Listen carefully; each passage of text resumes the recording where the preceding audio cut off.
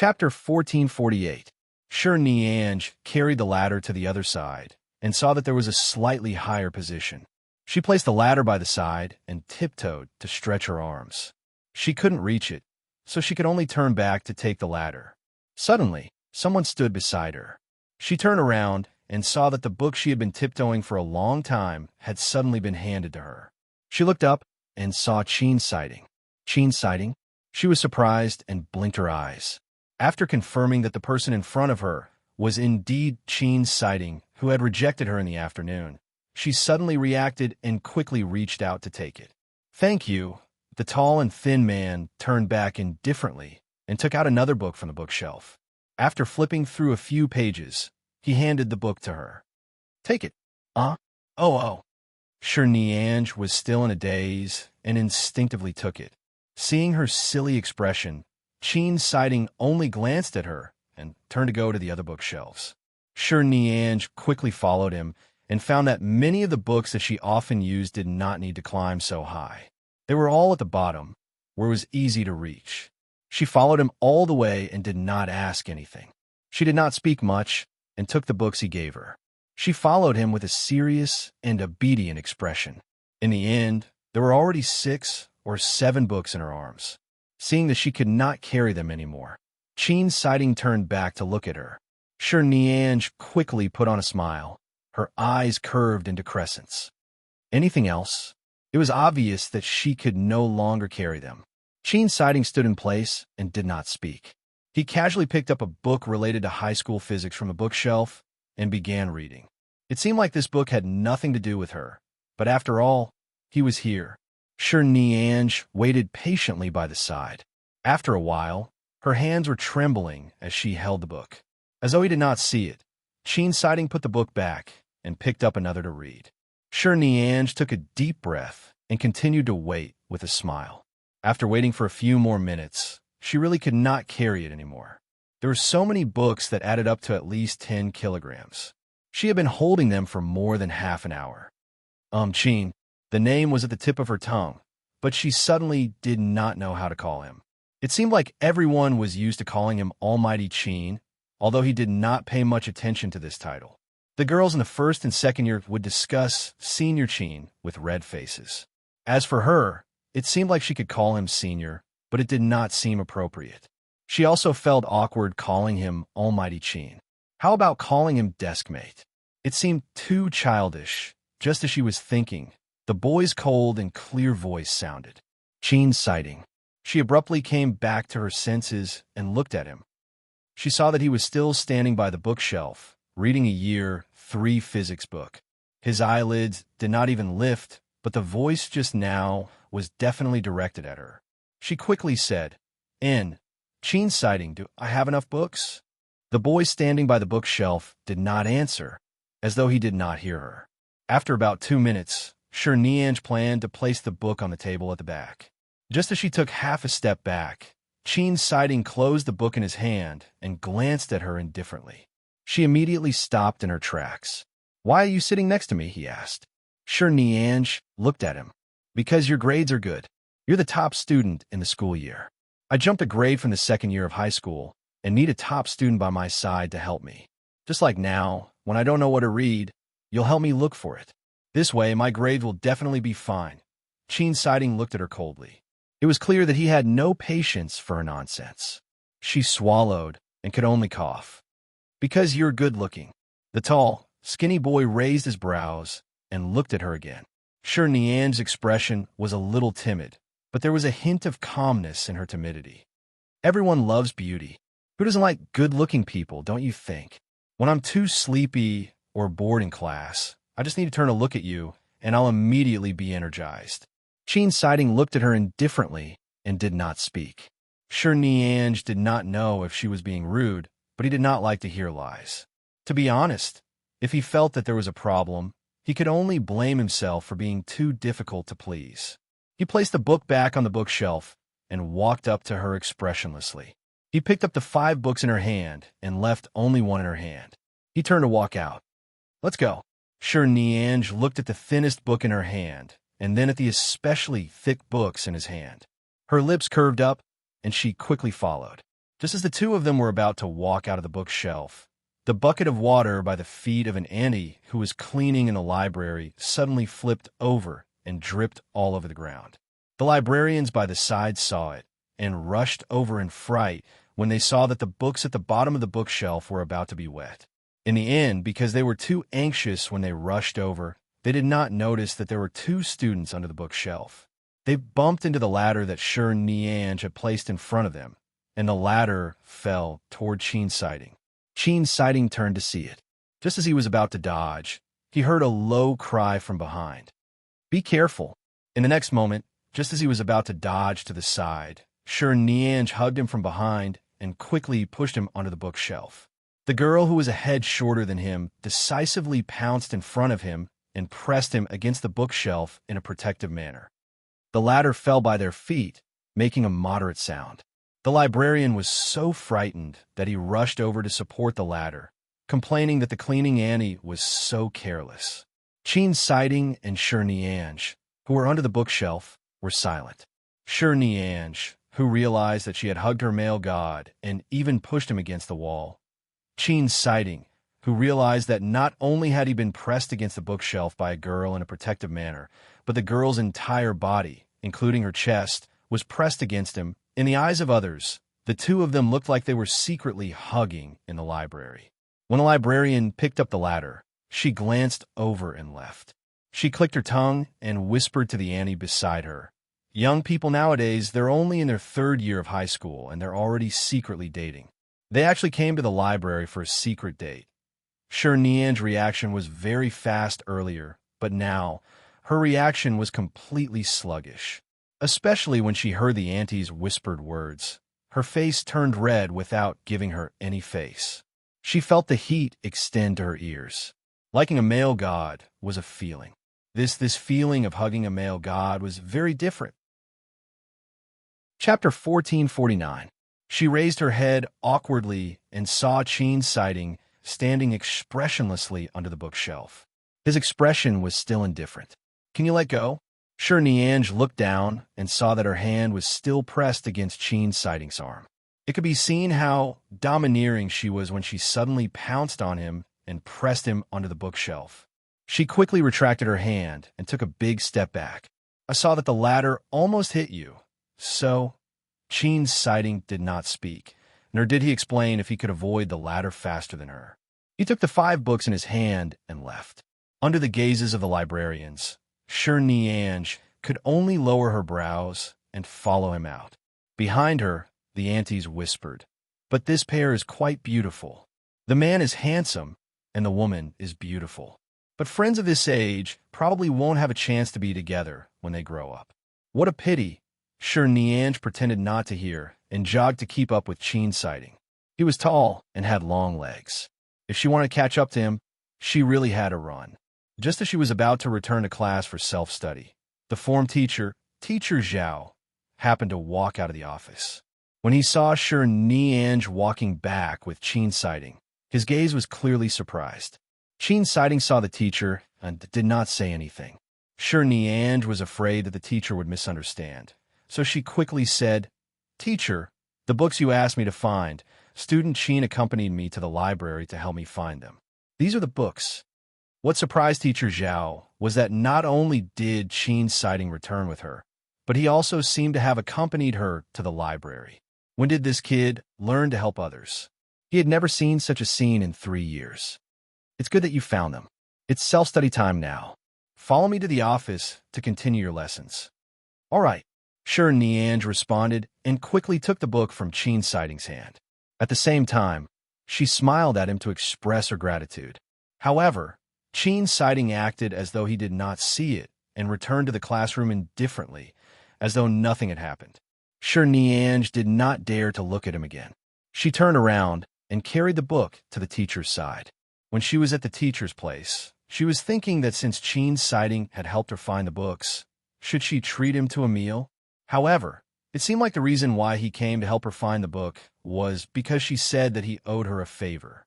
He probably wanted to clear the debt completely. Even if she offered to treat him to a meal, he probably wouldn't go.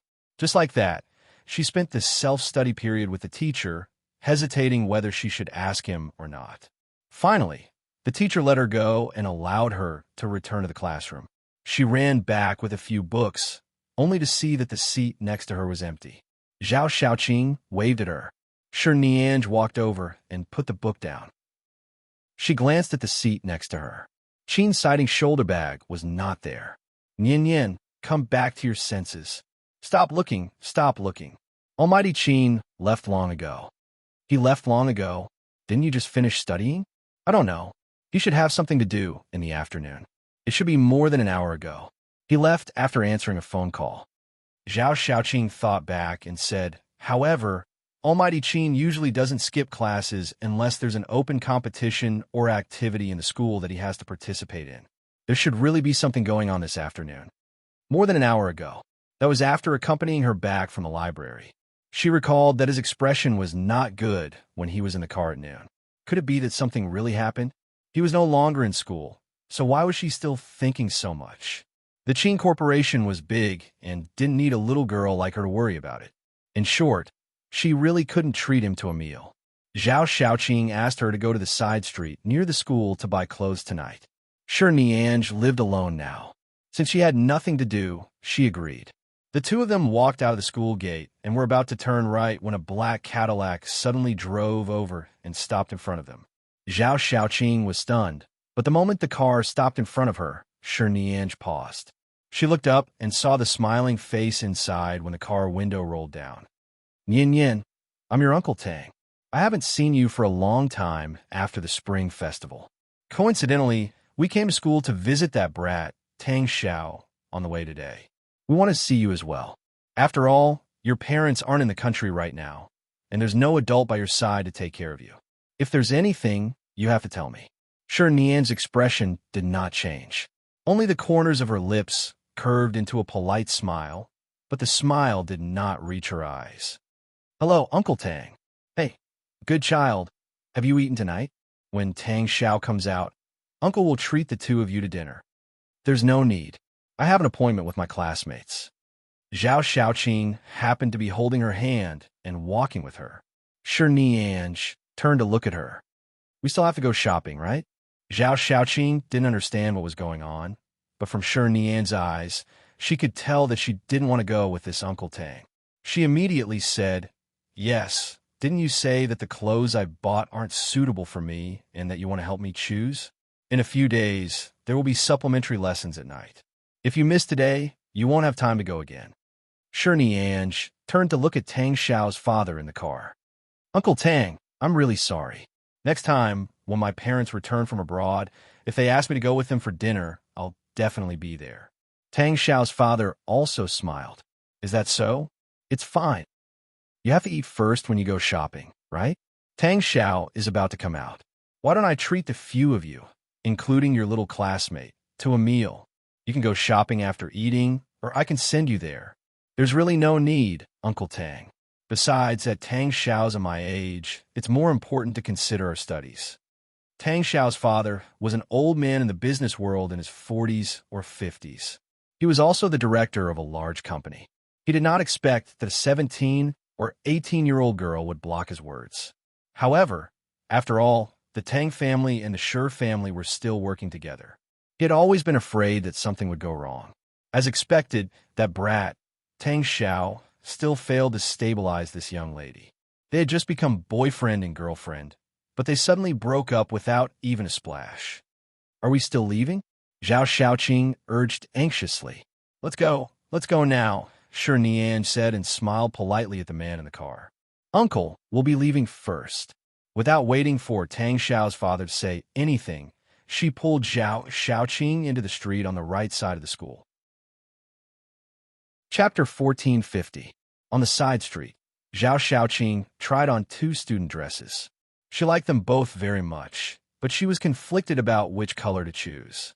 Shi Nianj helped her look at them for a long time and finally suggested that she choose the light purple one.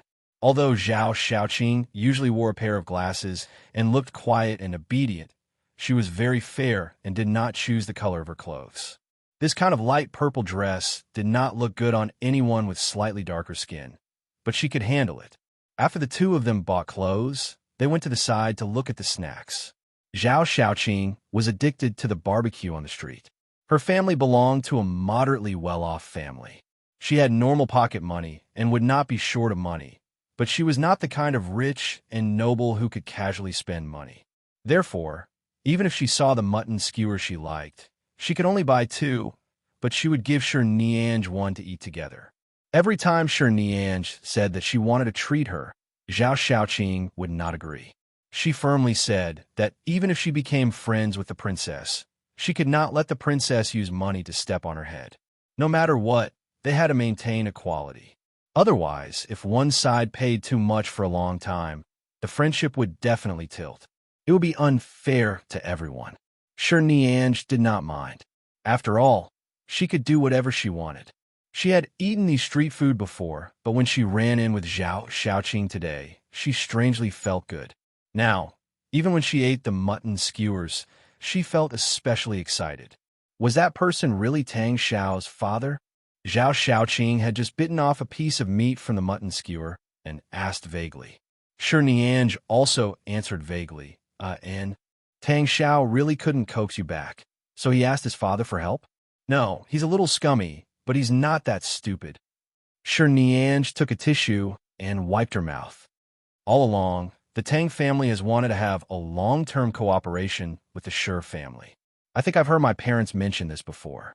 It's just that there's a very good project, and the Tang family wants to make money from it. Once, Uncle Tang came to my house to deliver something and saw me. Later, he somehow found out about my age in school. He also found out that I actually know his son, so he treated us to a few meals and match-made us a few times. So, you guys were brought together?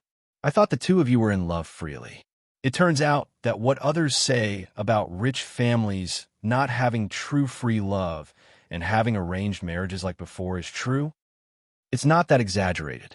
It's just the right time, the right place, and the right people to be together. We don't have any feelings for each other. We just like each other. Plus, our parents have some cooperation, so we just dated for 2 months. After speaking, Shi Nianj threw away the bamboo stick in her hand. She turned to buy 2 glasses of water and returned.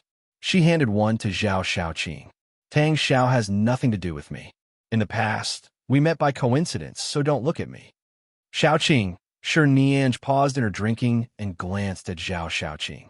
In the afternoon, when the teacher was helping her with the lesson, he had asked her how she had built a good relationship with Qin Sighting.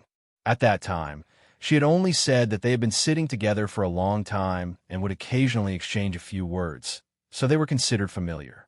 Now that she was being said this, was it so obvious that she liked Qin Sighting? Then Qin Sighting would definitely be able to tell. But he actually went to the school library.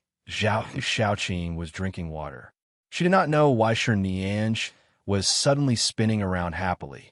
She was about to call out to her, but Shi Nianj had already walked to a small stall by the side to look at all kinds of couple accessories.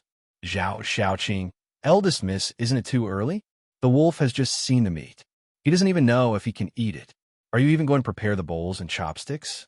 She knew that Qin Sighting had gone out for a competition a few days ago and had returned yesterday, so she would definitely go to school today. She would definitely not skip class. Early in the morning, Shi Nianj bought a few glass bottles of warm milk from the fresh milk shop outside the school and put them in her school bag. Right now, the weather was just right. It was neither cold nor hot.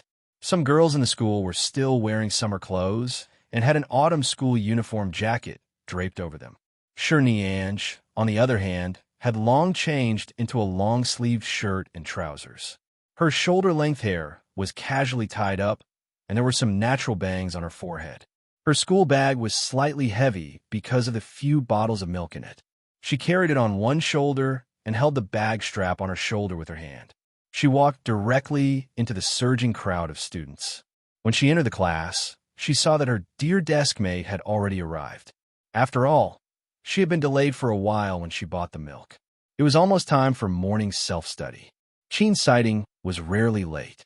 She walked over with a smile that was as bright as the morning sun.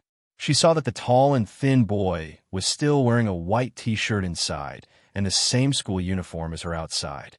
Perhaps because Qin Sighting was tall and had a good figure, Such an ordinary school uniform jacket on him made him look like a handsome male celebrity in those branded sportswear advertisements. Looking at it this way, sure Niange inexplicably felt that the school uniform on her body was becoming more and more beautiful. No wonder she, who rarely obediently wore school uniforms in the past, had been wearing them more and more frequently recently. And because sitting together like this, they looked like a couple. Before she sat down, she took out a bottle of milk from her school bag and placed it on Sheen's Sighting's desk. He did not move, and she was not in a hurry to speak. She sat down and raised her eyes to see that when the form teacher came in to check on the morning self-study, she took out a book from her bag and whispered, "I just bought it. It's still warm." At such an early hour, the teacher had just arrived at work.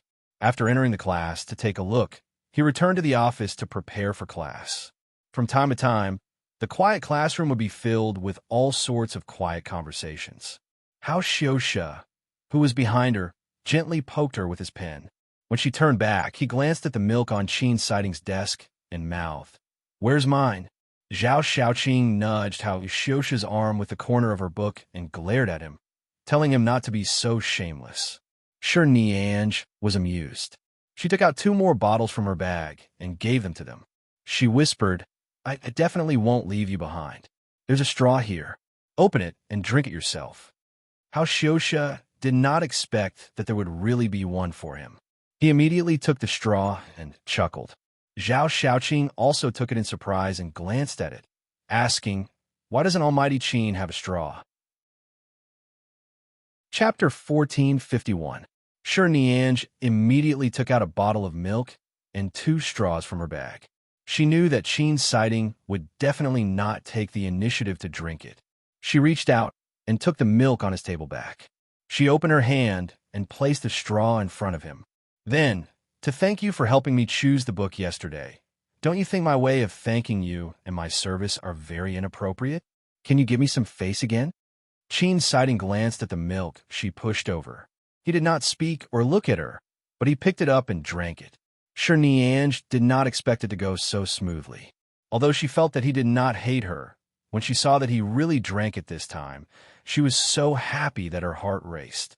She looked in his direction for a long time and saw that after drinking the milk, he still picked up the water on the table to take a sip.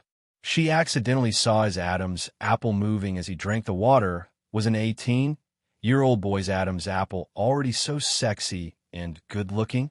Sure Niange stared at the way he drank water and muttered, "Did you drink milk in the past?" "No."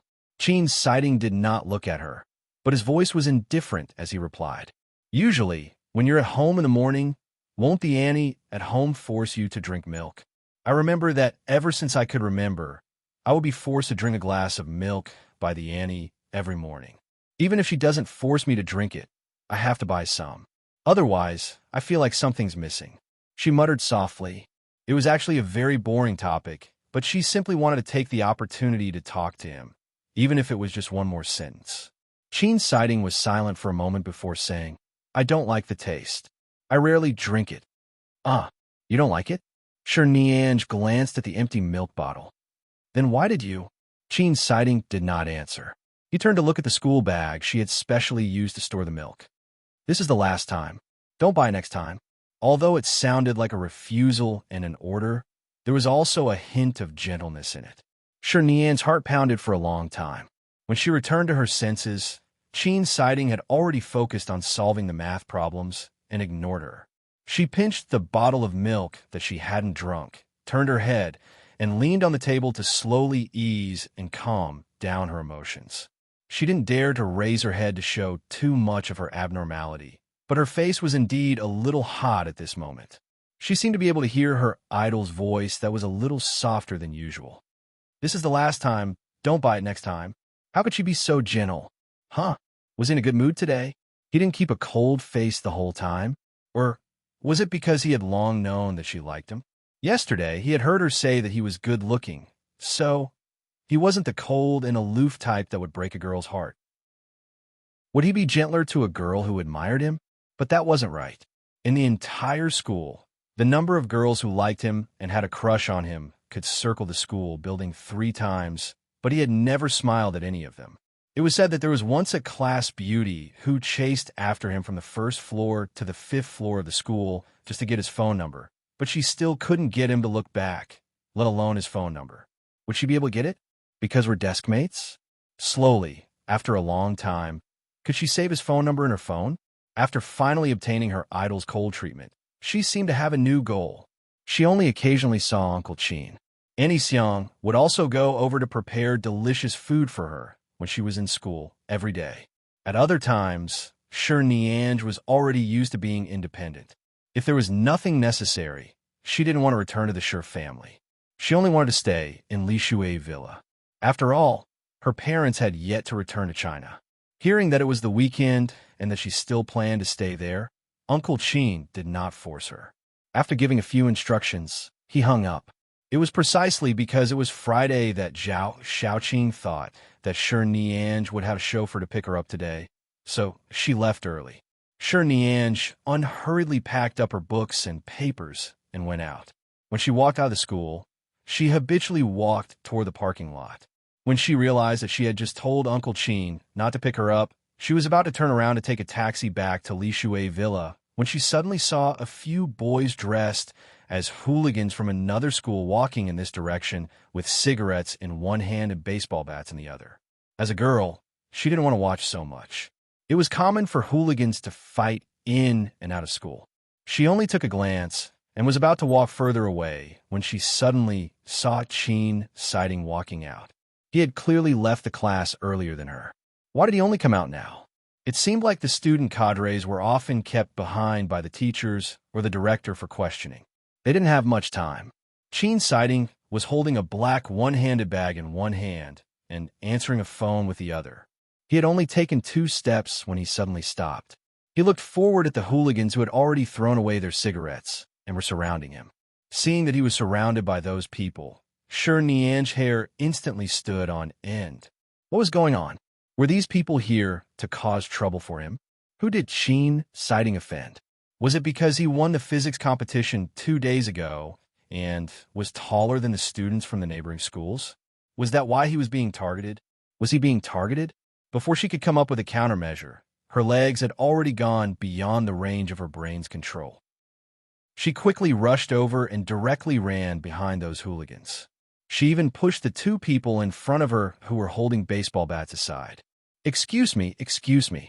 She ran too fast and pushed the 2 hooligans forward. Before they could react, they saw a girl suddenly rush over. She stepped forward and grabbed the boy's arm. Without a word, she dragged him out of the crowd. What happened just now, I don't know. A girl suddenly ran over. She was very strong and suddenly pushed me. I almost King fell. Where is she? She ran away. She ran in and dragged someone away. I don't know what she's doing. She's probably just passing by. Ignore her. CK. Continue looking for Zhao Hu. That brat crippled one of my brother's legs yesterday. If I don't remove his arm, I'll write my name backwards. As the crowd walked away, Shi Nianj had already dragged Chin Siding's arm 20 to 30 meters away. When she felt that those people did not seem to be chasing after her, she stopped and turned back to look, panting. She then looked at Chin Siding, who she had dragged all the way here. She looked him up and down. Are you all right? Chin Siding's handsome brows were still cold. He glanced at her hand that was still holding his arm and raised his brows, indicating for her to let go. Chapter 1452. Shi Nianj received his gaze and realized something. Her face heated up, and she quickly retracted her hand. I'm talking about those people just now. Are they here to cause trouble for you? They're all holding weapons in their hands. As Shi Nianj spoke, she glanced behind him and realized that those people still did not chase after her. Strange. Weren't they here to cause trouble for him? Which eye of yours saw those people looking for me? Chin Siding retracted his hand that she had already let go of. He placed one hand in his pocket and looked at her with clear eyes. I saw them walking toward you. And as soon as you came out, they surrounded you. I just happened to walk out. We were just passing by. Chin Siding was expressionless. Right now, he was standing on the side of the road, and she was already standing with 1 foot below. He was originally much taller than her, and now He looked down at her. Seeing that she had run to the tip of her nose with just a few steps, he narrowed his eyes, as though something in the night sky had suddenly blocked the original starlight. Even if you really came to look for me, why did you suddenly run over? Sure, Niange was momentarily speechless. She said she wanted to protect him? It seemed like she was overestimating herself and would even be mocked for watching too many television dramas. Did she think that a little girl like her could handle any situation? But why did she rush over at that time? If she said that it was because he was good-looking, what she would receive would not be the occasional interaction between his deskmates. She would probably be treated coldly again. After all, even she felt that it was a little too rash. Besides, he was a man. Why should she have the mentality to protect him? She did not speak and just stood on the spot to look at him. As he was tall, she had no choice but to raise her head to look at him. The sunlight shone from behind him. Although the boy was standing with his back to the light, she could not see him clearly. At the very least, she could see his eyes. In the reflection, there seemed to be her. Haven't you considered if you'll be injured? Sheen Sighting asked. Sure, Niange didn't know how to explain, so she decided not to. I didn't think too much about it. Didn't think about it? Sheen Sighting's eyes were cold and clear. Miss Sure, no matter what happens to the Sheen family, if something happens to you here, I'm afraid it won't be that easy for us to get away with it. If you're injured and disfigured, will your parents let it go? You know I'm from the Sure family. I thought you didn't know anything about me. Sheen Sighting was indifferent. When you sit beside me and introduce yourself, I can hear you. But you didn't respond to what I said to you when I was beside you. So you could hear me. Sure, Niange looked at him.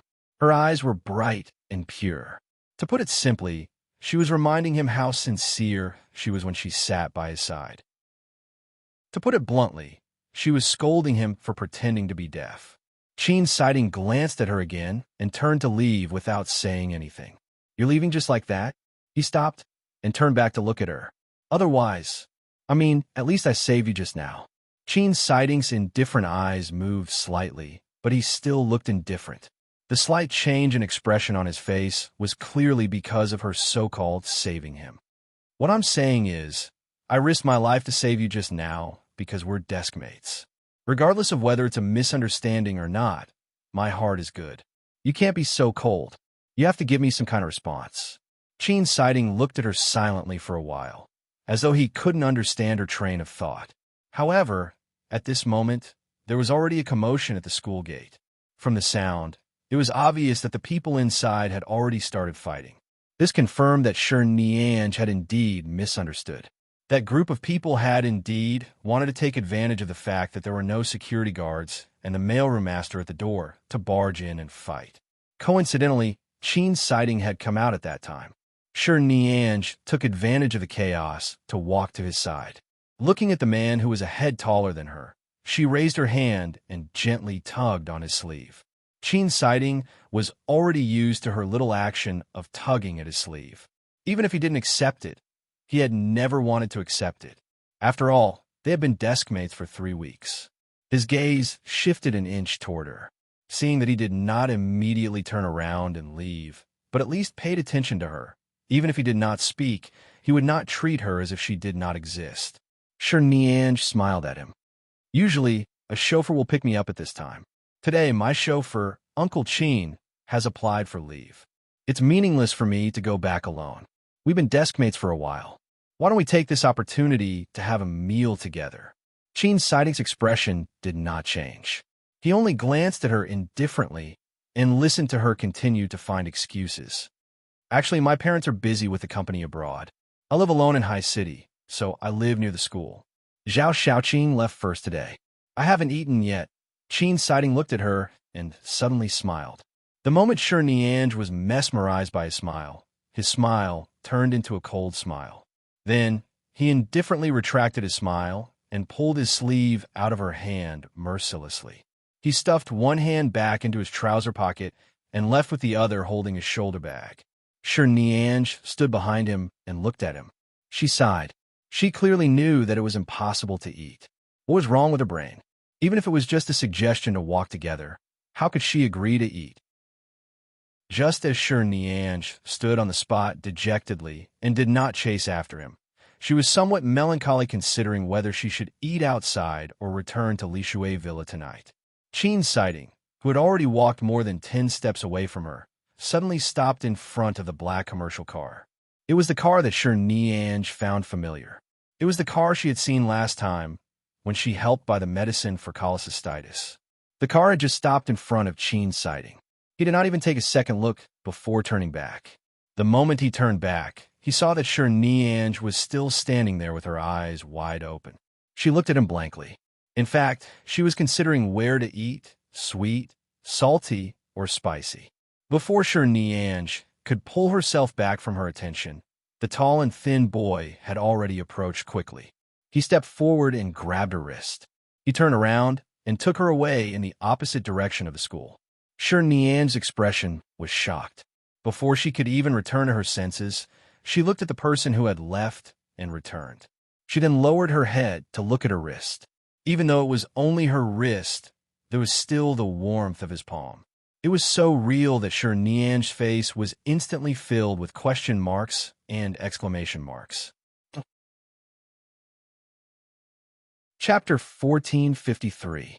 Even when she was brought into the crowded street near the school, Niange had yet to return to her senses. When she finally returned to her senses, the warmth on her wrist had already left. She lowered her head to look at her hand and then at the indifferent boy. Seeing that Qin's sightings expression was much colder than before, and then seeing her dumbfounded expression, his handsome brows moved slightly.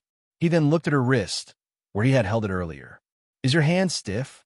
He looked at her hand that seemed to be suspended in midair and asked coldly. Niange abruptly lowered her hand and blinked. "No." Qin's sighting did not say more. He returned to his senses and looked at the restaurants behind him. This street was mostly suitable for students to buy. There were many restaurants of various sizes. Although they were not too luxurious, it was still possible to find a clean restaurant. He said, "Didn't you say you haven't eaten? What do you want to eat?" Niange looked at him. The hand that she had just put down quietly reached behind her back and pinched her other hand. After confirming that it would indeed hurt and that everything in front of her was real, she quickly said before Qin's sighting became impatient or regretful, "Anything is fine." Qin's sighting glanced at her thin appearance under her school uniform. His gaze shifted away from the beef noodle shop behind her.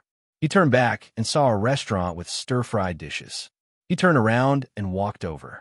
Under his silence, Niange understood and quickly followed. After entering the shop, she saw that there were already 2 tables of students eating. However, the students from the other schools nearby did not know each other and did not interfere with each other. Qin's sighting walked to the quiet table inside and put down his black shoulder bag. When he looked back, he saw that she had already quickly followed him and signaled the waiter to give her the menu. When she received the menu, Niange was still in a daze. Earlier, he had clearly rejected her. Why did he suddenly turn around and treat her to a meal without saying a word? She raised her head to look at him. At this moment, Qin's sighting's phone rang. Not wanting to disturb him from answering the call, she quickly ordered 2 drinks and 2 light dishes from the waiter. She then asked him to leave first. She planned to ask him what he wanted to eat after he answered the call. However, after she finished ordering, she realized that Qin's sighting did not answer the phone. The waiter had already walked far away.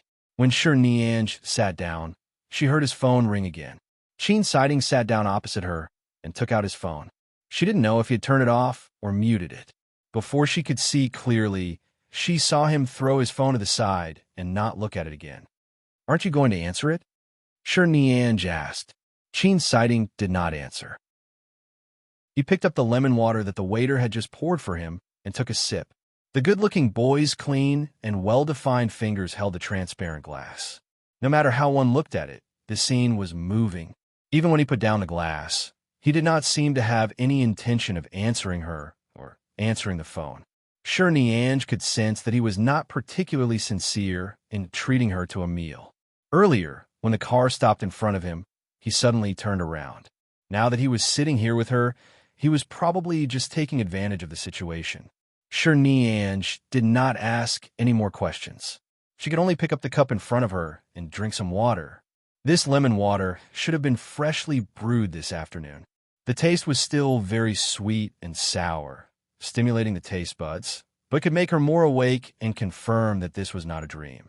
By the way, I only ordered 2 light dishes.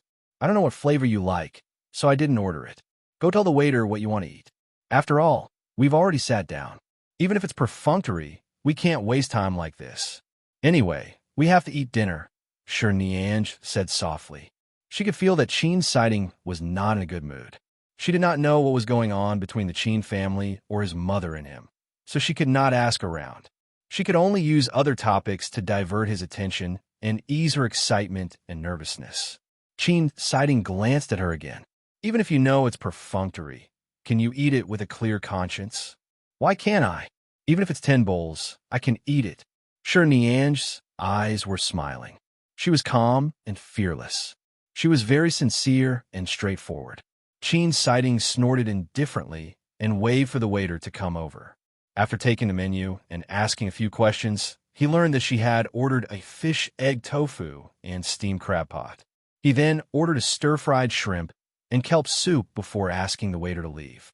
Seeing that he was seriously ordering and did not plan to continue being perfunctory, Sure Niange's originally good mood brightened again. I've never been to this restaurant before, but I saw that the recommended dishes on the menu are all fish or seafood. Are you used to it? Qin's sighting asked. I'm used to it. Before my family moved to High City to do business, although we were always an inland city, I liked to eat seafood and fish since I was very young. Now that I live in High City, it's more convenient to eat it. As Sure Niange spoke, she supported her chin with one hand and looked at him. You like seafood too? Qin's sighting's tone was indifferent. I'm not picky. I casually ordered 2 more. Oh. After she said this, the topic seemed to have stopped. She once again fell into a silent atmosphere with no topic to talk about. Qin's sighting did not look at her. As though there was no one opposite him, he drank water from time to time and waited quietly for the dishes to be served. He was quiet but happy. When the dishes were served one after another, Qin's sighting asked the waiter to bring her a bowl of white rice. Sure Niange originally thought that there were a lot of dishes, but when she saw this bowl of rice, she instantly felt full.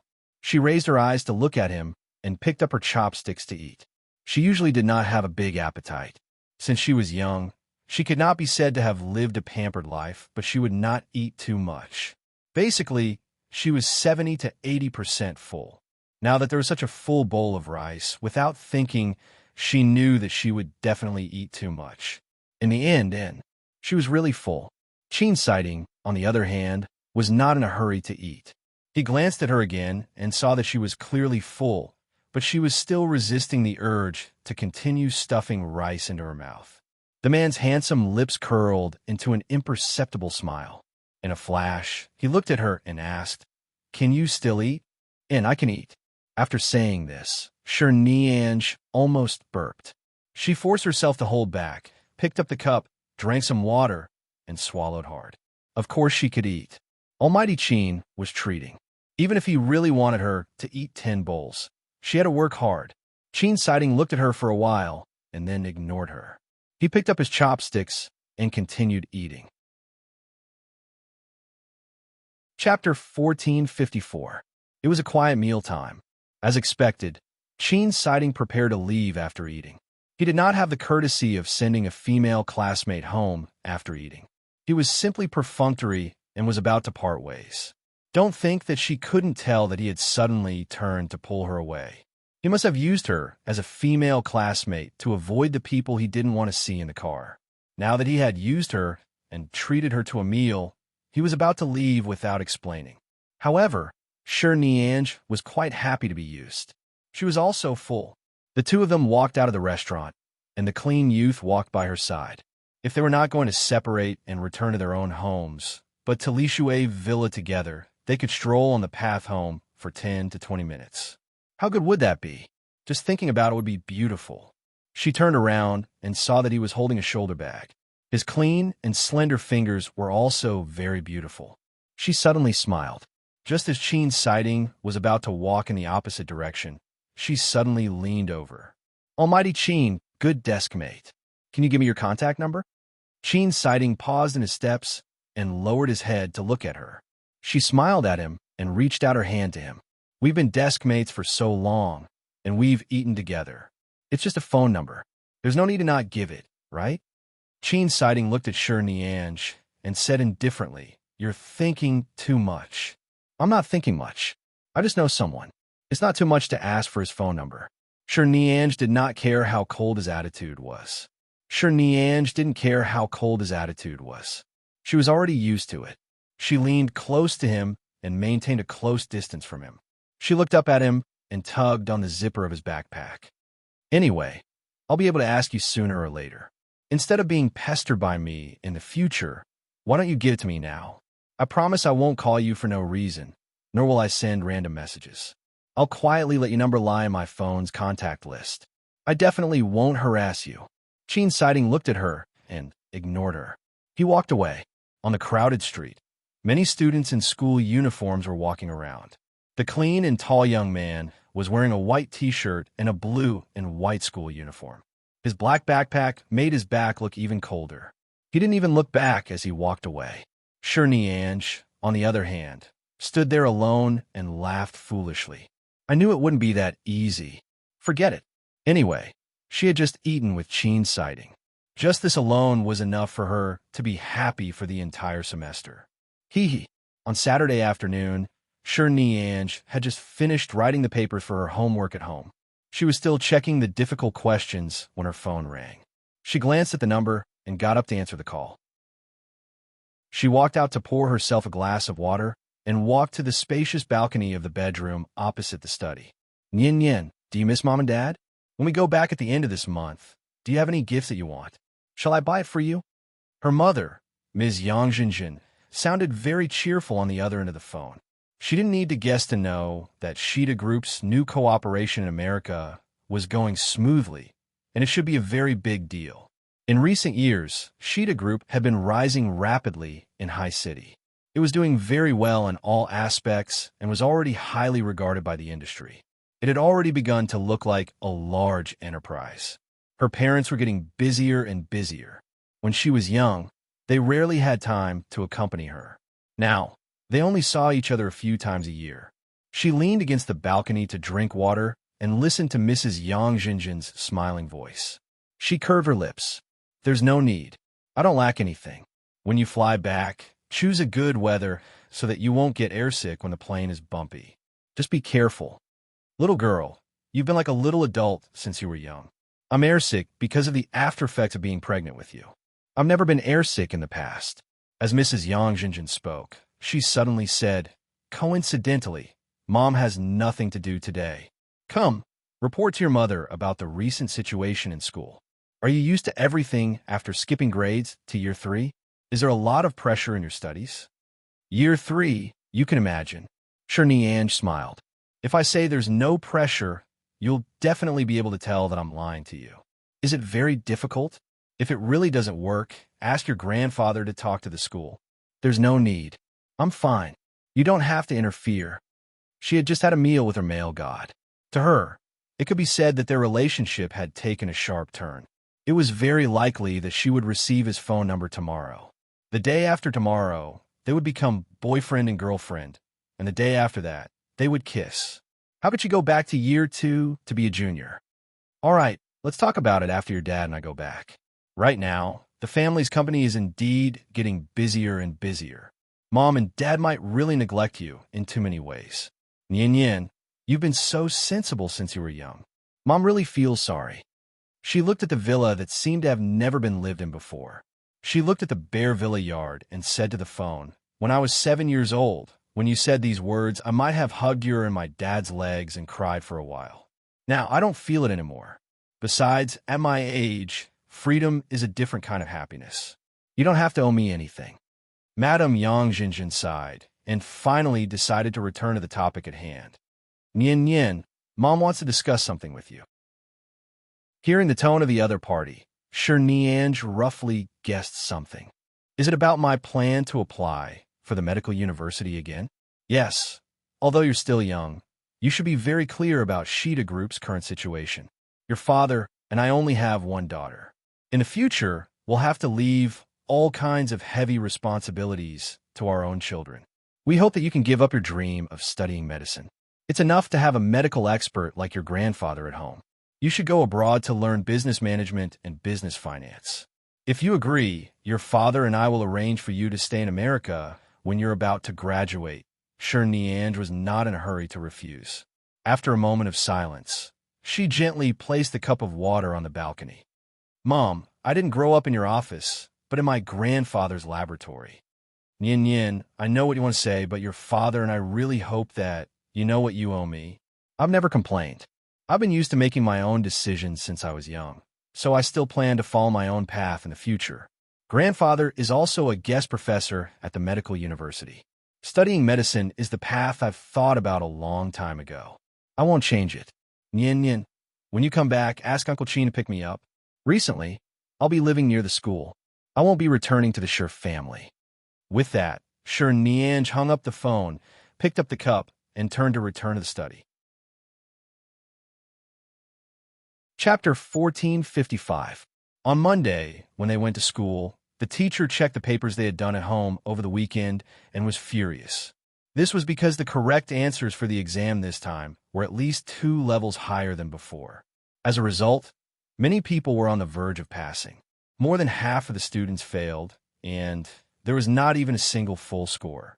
The reason he did not get full marks was that Chin's sighting had handed in a blank paper. Of course, the teacher did not dare to ask why Crown Prince Chin, who was usually outstanding and always scored full marks, handed in a blank paper this week. She only asked around during class and learned from a teacher who went on a business trip over the weekend that he saw Chin's sighting at the airport early Saturday morning. He was probably not in High City for the weekend and did not take the time to write the papers. Chin's sighting did not explain at all. He did not even find a reason to hand in a blank paper. This really made the teacher love and hate him. As a result, the entire morning class was spent in a gloomy mood. Even the physical education class was occupied by the form teacher. He asked the entire class to sit together and analyze the questions. It wasn't easy for her to endure until noon. Sure Niange's mind was already in a mess. She turned to look at Chin's sighting and saw that he was actually writing the weekend's papers. The teacher had clearly explained the entire paper in the morning class and planned to leave another paper with the same model but different questions tonight. He just needed everyone to remember these ideas. However, what she saw was that Chin's sighting had written 2 ways to solve the question. The final answer was the same, but both methods were correct. She asked in surprise, "Male God, are you planning to study science all the way to the end? Are you going to MIT after graduation?" By the time she realized that she had accidentally blurted out the word male God, Chin's sighting had already stopped writing and turned to look at her.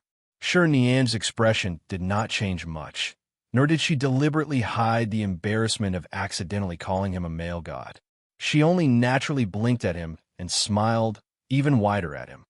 "It doesn't matter what I learn. After all, I'm not on the same path as you." Chin's sighting retracted his gaze and continued to disintegrate. The black pen moved slightly in his hand, leaving behind rows of clear, beautiful, and smooth words. At the same time, he seemed to have thought of something and said coldly without raising his eyelids, "I only need to tolerate you sitting by my side for another year." Sure Niange rolled her eyes at the pen in his hand. "Of course not. After all, I'm going to study medicine.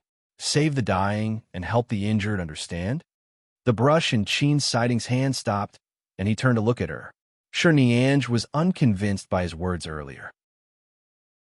Before he could speak, she said, "You'll just be entangled with these scientific things like physics, chemistry, and advanced mathematics every day. I'll wait for you to run to the hospital to queue up and beg me to treat you." After speaking, Sure Niange stood up and left. This was the first time she had been angry since she sat next to Chin's sighting for nearly a month. He actually said that he would tolerate her sitting by his side for another year, and even said that they would not be on the same path in the future. Was she that annoying? Sure Niange had never doubted her character, appearance, or any other aspects. She had never considered what she was inferior to or what others were inferior to. However, today, she had really suffered a blow, causing her to be listless when she ate in the school cafeteria. "Why are you a little listless today?" Zhao Xiaoqing tapped her plate with her chopsticks. "What's wrong?" Shi Nianj supported her chin with one hand as she sat by the dining table. As she pulled at the rice on her plate, she said, "If I change seats with Hao Xiuxia and be your desk mate, will you be happy?" Zhao Xiaoqing widened her eyes. "Of course I'll be happy. How long has it been since you skipped a grade to our class? Everyone likes you now. We're good friends. If you can sit with me, I'll definitely be happy." Shi Nianj nodded and did not ask anymore. She lowered her head and continued eating. She had already made up her mind. It wasn't that there was a problem with her. It was Qin Sighting who was blind. Before class in the morning, there was half an hour to rest on the table. Shi Nianj leaned on the table and closed her eyes, wanting to sleep for a while, but she could not fall asleep, especially when she could hear the sound of the person beside her writing. Although it was very quiet, her desk mate was very close. In the quiet classroom, and with her ears that she did not want to perk up, she could hear it especially clearly. Couldn't he tell that she was angry? He really didn't have any love for his desk mate. He couldn't even say a nice word. Shi Nianj really couldn't sleep. After a while, she realized that the person beside her was no longer writing. It was very quiet. It was so quiet that she didn't know if he was resting on the table or doing something. However, she didn't seem to hear him get up. He should still be sitting, right? After a few minutes, she closed her eyes and turned her head. She carefully opened her eyes and met Qin Sighting's eyes without any precaution.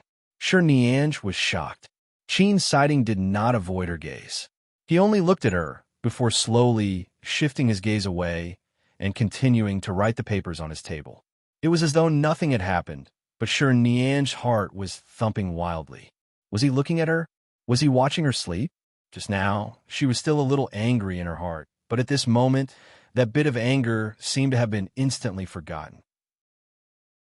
All that was left was the appearance of the clean and handsome young man sitting there quietly looking at her. That kind of calm but not distant and indifferent gaze. Her heart was no longer angry, but her face began to heat up. In the afternoon experiment class, Zhao Xiaoqing waved her hand in front of Shi Nian's eyes. When she saw her raise her head, she said, "You're not normal this afternoon. At noon, you seem to have been abandoned. Then, you were happy the entire afternoon. What's wrong?" "Really?" Shi Nianj lowered her head to do the experiment. "Aren't I very happy every day? Being lively and happy is different from being happy like a kitten that has stolen a fish." Zhao Xiaoqing leaned over and asked, "Did Almighty Qin give you his phone number?" "No." "Then why are you smiling foolishly?" Shi Nianj looked at the other students around her and carefully whispered into Zhao Xiaoqing's ear. "When I was sleeping at noon, Qin Sighting looked at me." "Ah, why did Almighty Qin look at you?" "That's right. Why did he look at me?" Shi Nianj's smile widened. "How long did he look at you?" "Just a few seconds, right? You're so happy in a few seconds? Maybe he's looking at you because your arm was on top of his paper when you were sleeping. I don't care. Anyway, he looked at me." Shi Nianj was still very happy. Her eyes were curved, and there seemed to be stars in her eyes. She turned back to look behind her and saw that Qin Sighting was assisting the teacher with the experiment. The white lab coat on him was especially eye-catching. It was really good-looking. She wondered if she would have the chance to see him wear a doctor's white coat in the future. That would be a dream come true. Chapter 1456. Shi Nianj, what are you looking at? The teacher suddenly glared at her warningly. Pay attention to the experimental tools in your hands. Don't hurt your hands. Shi Nianj, who was suddenly caught by the teacher, quickly turned her head. Zhao Xiaoqing chuckled and looked at her. Shi Nianj also lowered her head and snickered. When the teacher wasn't paying attention, she turned back and saw that Qin Sighting was still standing there motionlessly doing experiments with the teacher. In comparison, Qin Sighting was much taller than the teacher. Standing there, he was really eye-catching. Don't be infatuated. Hurry up. If you haven't finished the experiment by the end of class, your almighty Qin will laugh at you. Zhao Xiaoqing patted her. The words, your almighty Qin, made Shi Nianj feel as though she was about to float. After coming out of the laboratory, Zhao Xiaoqing was still laughing at her. Just as she was about to walk back to the floor where the class was, she suddenly saw Tang Xiao standing there with an unlit cigarette in his hand. He turned to see Shi Nianj, and his gaze was fixed on her. Smoking was definitely not allowed in the school, but usually these boys would secretly take cigarettes to the toilet or to the back of the school to smoke. Only these young masters from especially well-off families dared to openly walk in the school building with cigarettes. Although he did not smoke the cigarette, he did not hide it.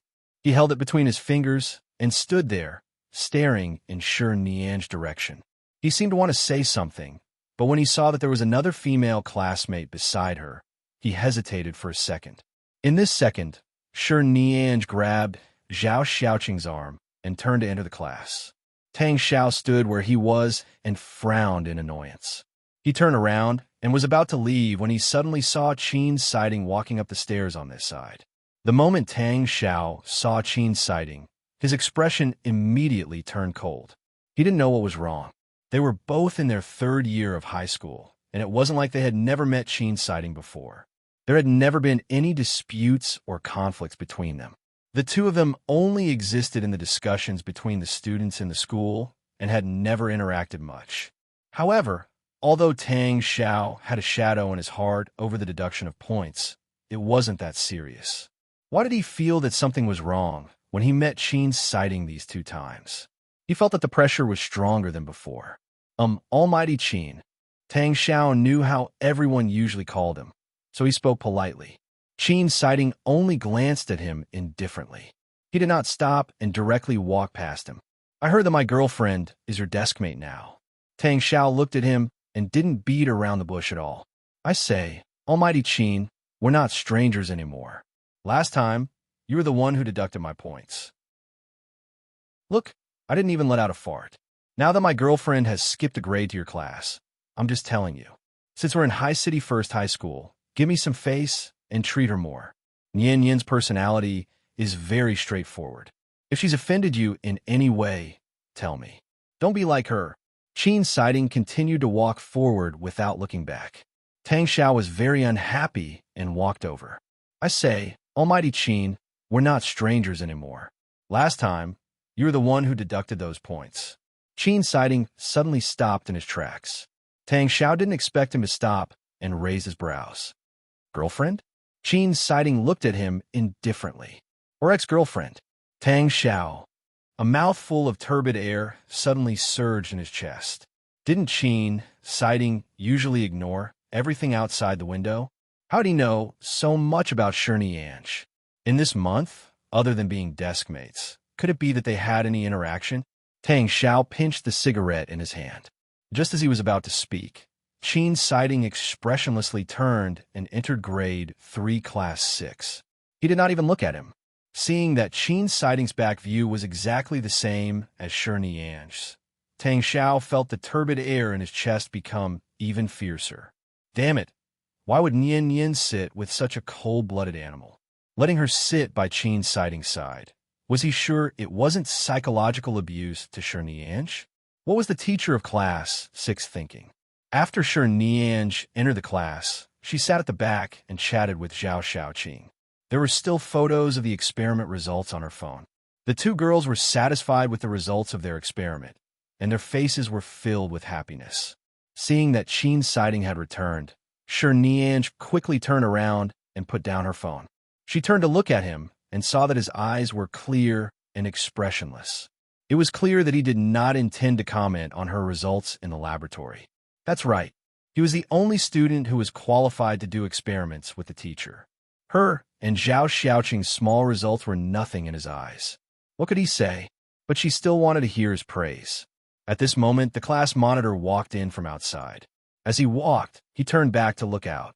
He happened to be coming to the back to collect everyone's exercise books. When he passed by Shi Nianj, he asked, Tang Xiao from class 2 is looking for you, right? He still hadn't left? Shi Nianj turned to glance at the class monitor. The class monitor had only casually asked and left. However, Shi Nianj glanced sideways at the door of the class.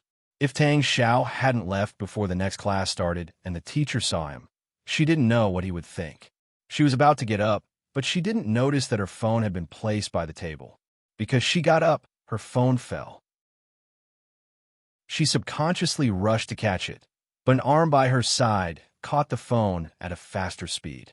She bent down too quickly, and her chin hit his shoulder. Sure, Nianj raised her eyes and met Qin's Sighting's gaze. Most importantly, this posture was very, very close. It was as though they could feel each other's breathing in an instant. Zhao Xiaoqing almost screamed when she saw this from behind. Qin's Sighting turned his eyes away and placed his phone back on her table, not minding it at all. However, Sure Nianj felt that her chin, face, and ears were rapidly heating up. She quickly picked up her phone and felt that it was a little hot. She turned back to see that Zhao Xiaoqing was covering her mouth and laughing, as though she had seen something ambiguous. Just now, she really felt Qin's Sighting's breathing. So close. Sure Nianj took a deep breath and decided not to go out. The central air conditioner outside was probably because of her father. He didn't want their relationship to be too stiff. This kind of relationship between families shouldn't be handled by students like them. She couldn't be bothered to care. Right now, she only knew that her heart was about to jump out. Her nose seemed to be stained with Qin Sighting's breath. Sure Nianj raised her hand to touch her face. It was so hot. Chapter 1457. At night, a few distant relatives came to Zhao Xiaoqing's house today. They chatted with her parents. Originally, a house of more than 100 square meters was enough for a family of 3 to live in, but because there were more people, it could not fit. Zhao Xiaoqing was preparing to go to her aunt's house next door to stay. She even said that the papers would probably be torn up by her aunt's 2-year-old baby when she was halfway through. After all, her aunt had to take care of the child. She didn't know if she could sleep soundly there. Sure Nianj simply brought Zhao Xiaoqing to her place. In any case, she was the only one living in the house in Li Shui Villa. There were 2 floors up and down, and she was alone every day. With Zhao Xiaoqing living there, it would be more lively. After the 2 of them reached home, they finished the 2 papers and tested each other's English listening skills. By the time they finished the homework and revision tasks given by the teacher, it was already past 8 in the evening. I heard from the teacher that from next month onwards, we won't be able to leave school before 6 o'clock. Until the college entrance examination, we might have to study in school until 9 o'clock at night. Zhao Xiaoqing lay on the balcony, holding the milk tea Sure Nianj had just made for her. As she drank it, she said somewhat melancholy, "In addition to the homework every day, I feel that it'll be very difficult to sleep before 12. Sure Nianj smiled and took out another cup of milk tea. The milk tea at home was also made by Annie Xiang. It was much better than the milk tea outside. It was also healthy and clean. Earlier, Zhao Xiaoqing had only taken a sip when she stood on the balcony with a look of pleasant surprise and almost cried out, exclaiming that it was delicious. "Nian Nian, what time do you usually sleep?" Zhao Xiaoqing asked. "Me, around 11 o'clock. That won't do. We're spending more and more time in school, and we have more and more homework when we get home. We can't finish it before 11 o'clock. Zhao Xiaoqing looked dejected. There are still so many months before next year's college entrance examination. I really feel like I've fallen into the darkness. I don't know when I'll see the light. The college entrance examination is really too scary. I'll write some during self-study at night. I'll write some more when I come back at night. It shouldn't be a problem." Sure Nianj sat by her side.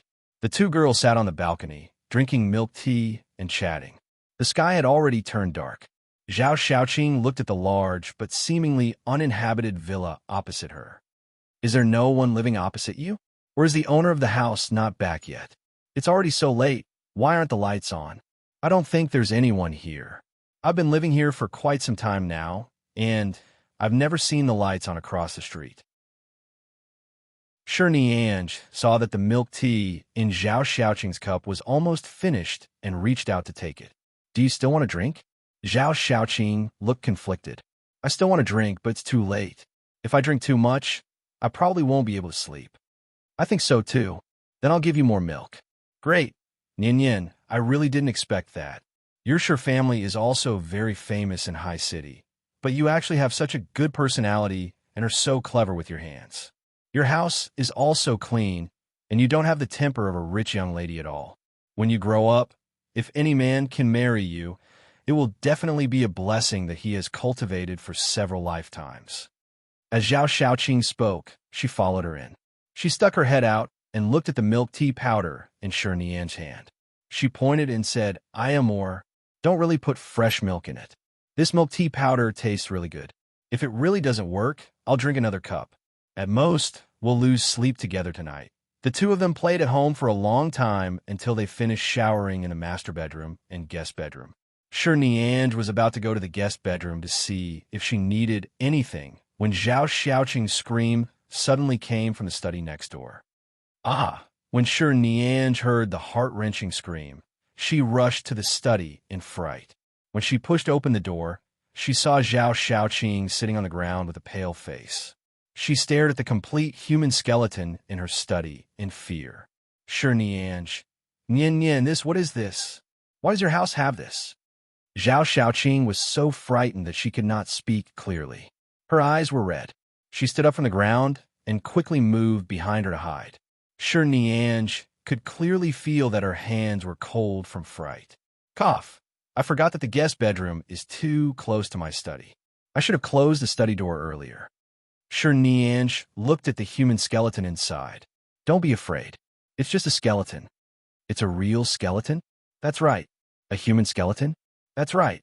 Zhao Xiaoqing's face turned green, and she took several steps back. No, it's not a real human skeleton. It's just made according to the ratio of a normal human skeleton. Shi Nian quickly said, "Isn't my grandfather a medical scientist? I've been influenced by him since I was young. I've always liked medical things. This skeleton was a birthday gift from my grandfather when I was 15. It's rare to see a skeleton made of this material on the market. Many doctors have this kind of thing in their homes or offices. Don't be afraid. Even if it was fake, it was too realistic." Zhao Xiaoqing turned to walk out with a pale face. Shi Nian quickly closed the door. "Why don't you sleep in my bedroom? I'll sleep in the guest bedroom. If you're too close to the study, you'll be afraid when you sleep. It's fine. I'll be fine after a while." I was really shocked just now. Zhao Xiaoqing sat down on the sofa and patted her chest. She then looked at her in disbelief. "Do you really plan to study medicine in the future? What's wrong with that? It's so tiring to study medicine. I heard that you can't graduate in 4 years. Even if you go abroad to study, it'll be very hard. Your family is in business. Don't you plan to study finance? I've been with my grandfather for too long. Many things are deeply rooted in me and even affect the direction of my life. I can't change them even if I want to." Zhao Xiaoqing found it hard to imagine what kind of mentality Shi Nian, a girl who looked cheerful and sweet, had to calmly face such a terrifying skeleton in the study. Even if it was fake and not real bones, a very young girl lived here alone every day and did not change her expression when facing a human skeleton. It was hard to imagine how strong her heart was. At night, Zhao Xiaoqing still could not control the fear in her heart. After lying down for half an hour, she could not take it anymore and ran to Shi Nian's bedroom to sleep. She did not plan on letting Shi Nian sleep in the guest bedroom. After all, she was very afraid to sleep alone here. In the end, the two girls lay on the bed in the master bedroom. Each of them hugged a blanket and chatted until midnight. The next day, when they went to school, each of them had a pair of dark circles under their eyes. Chapter 1458. Zhao Xiaoqing stayed at Lishui Villa for 2 nights. After her relatives left, she immediately said that she wanted to scram back home to sleep. If there was nothing serious, she definitely wouldn't dare to sleep with her family skeleton again. 2 days later, early in the morning, Shi Nian went to school by herself. When she arrived at the school gate, she received a call from Uncle Qin, informing her that her parents would be returning home in a while. He also told her when he would come to pick her up. Shi Nian was chatting on the phone when she suddenly saw Qin's sighting walking over from the shady road opposite her. She immediately walked toward him uncontrollably. After all, this was the first time she saw him before entering class in the morning. She could actually see the direction he had come from. Previously, She had only seen the black commercial car driven by his mother and the Cheen family's driver, but she didn't know if Cheen's sighting lived in the Cheen family or lived outside, or if he lived with a good brother in school. She didn't know if he drove to school or had a car. Today, she finally saw him and realized that he actually walked to school. He was already 18 years old, right? He should be able to get a driver's license and drive legally, right? The clean youth had the temperament of a man and a man. He was handsome and quiet, and when he walked, his long legs seemed to carry an immortal aura. No matter what, in her eyes, Cheen's sighting carried an immortal aura. She quickly hung up the phone and leaned over to greet him. She sped up and ran over. She was naturally very happy to see him 10 minutes earlier than usual. Cheena, when Nianj ran over, she happened to be behind him. She reached out to pat his back, wanting to give him a surprise and greet him at the same time. However, before her hand could touch his shoulder, Cheen's sighting turned around and suddenly held her wrist. A sharp pain instantly came from her wrist, as though he could break it in an instant. Seeing that it was her, Cheen's sighting let go of her hand, but Nianj covered her wrist in pain. She felt that if he had exerted a little more force, her wrist would have cracked. The pain caused a thin layer of sweat to appear on the tip of her nose. She held her wrist with one hand and looked up at Cheen's sighting. With a bitter expression, she said, "I'm sorry. I should have told you in advance before touching you." Cheen sighting frowned slightly. At the same time, he saw that her wrist was already red. The expression on his face was clearly not happy. He did not know if it was because he was overly guarded, causing her wrist to turn red, or because of something else. "You go first. I won't touch you again. I'll leave later." She knew that Cheen's sighting strength was not small. Although he was fair and clean, such a tall boy must be very strong. Last time in the library, she had only thrown him there in a moment of desperation. In fact, it was very easy for him to dodge. She had thought about it later. Today, she had finally confirmed that Cheen's sighting looked gentle, but he was actually a boy full of strength. It was just that the price to pay for this verification was a little high. In the future, Cheen's sighting's voice sounded a little hoarse. She didn't know if it was her imagination, but she felt that he didn't sleep last night. Not only did his voice sound hoarse, but his eyes were also cold and tired. However, seeing her aggrieved and unable to blame him, his handsome brows furrowed slightly. He glanced at her wrist again. "Call me before you suddenly approach." As he spoke, he suddenly reached out and tugged her wrist over. He turned it back and forth to look at it. After confirming that it was only red and that it was probably just a physical pain, he let go. Nianj, on the other hand, recovered from the pain in her wrist and was then stunned by the remaining temperature on her wrist. She blinked. Before she could recover, she heard him ask, "Does it hurt?" She saw that Cheen's sighting seemed to be frowning because of his defensive actions. At this moment, Nianj felt that even if her wrist was broken, it would be worth it. "It's fine. It just hurt for a while. It's fine now." Nianj quickly placed her still red wrist behind her back. Cheen's sighting was still looking at her with a serious expression. Nianj smiled at him dryly and took the opportunity to take a closer look at his expression and gaze. "Didn't you rest well last night? You don't seem to be in a good mood." Cheen's sighting no longer looked at her. He turned to walk toward the school gate. Hearing that she was following him, he answered in a low voice, and Nianj no longer felt the pain in her wrist. She even felt that the pain was too wonderful. Cheen's sighting actually did not ignore her words. Even if it was just it could at least be considered a positive response to her idle chatter. When the two of them walked into the main entrance of the school, the nearby students turned their gazes over. Nianj felt that she was open and above board, and there was nothing to avoid. Her gaze was calm, and her steps were also calm. Cheen's sighting completely ignored those gazes. It could be said that he had never looked at anyone passing by and walked straight in. After entering the class, Cheen's sighting went to the podium to put down the papers. Nianj went to her seat alone. When she lowered her head to put down her bag, she saw that her wrist was still red. It could be seen how powerful his grip was. Logically speaking, no matter how strong Cheen's sighting was, He would not suddenly use so much strength just because someone suddenly slapped him early in the morning. His defensive state earlier, coupled with the fact that he did not seem to have slept much last night, she could not help but suspect that the Chin family, one of the so-called 4 big families in High City, was really like what others said. There were too many secrets in a wealthy family, and everyone was not as relaxed as they seemed. At the very least, Chin's sighting seemed to have many things that she could not guess, but he clearly seemed to be in the sunlight, which made her even more confused. Chin's sighting walked over. Sure Nianj quickly straightened his table and chair so that he could sit down more comfortably. She then remembered that it was still very early and that the teacher would probably arrive in half an hour. She reached out and pulled the curtain slightly, just enough to block the sunlight from Chin Sighting's table. She thought that he might be able to rest on the table for a while.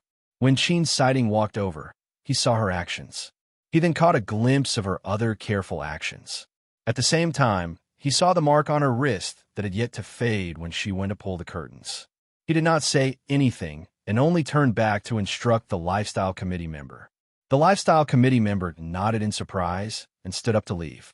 Chin Sighting walked back to the table and sat down. In less than 10 minutes, the Lifestyle Committee member brought back an ice bag from the infirmary and gave it to Sure Nianj, asking her to put on her wrist.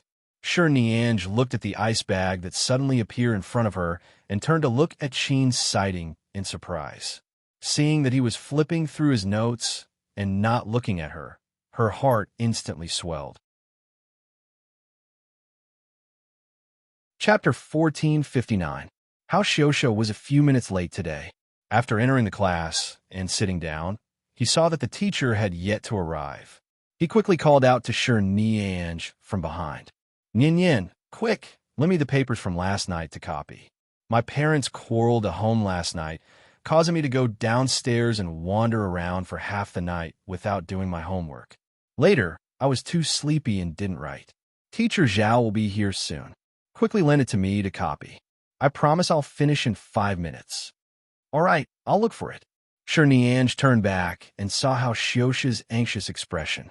She lowered her head and rummaged through her bag, but after searching for a long time, she couldn't find it. Wait a minute. Let me think where I put it. It seems to be in a book. I brought a lot of books today. Hurry up, old Zhao is coming.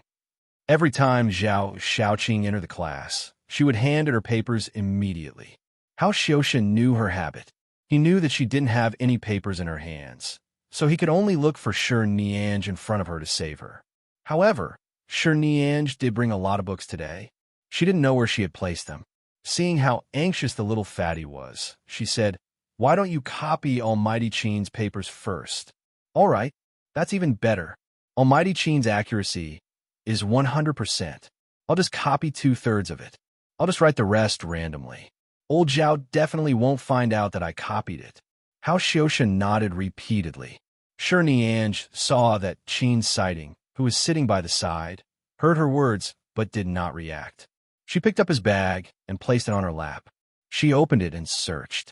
When the girl at the next table got up to pour water, she saw Sure Nianj's actions and said in surprise, "Classmate Sure, your relationship with Almighty Chin is so good. You can even rummage through Almighty Chin's bag?" Sure Nianj did not find Chin Sighting's papers, nor did she pay attention to the girl passing by. She turned to look at him. "Where's your paper?" Chin Sighting sat there without batting an eyelid. He raised his chin slightly toward the podium. Sure Nianj's sluggish brain seemed to have finally recovered her memories. Yes, he seemed to have placed the test paper on the podium first. She was still holding his bag and placing it on her lap.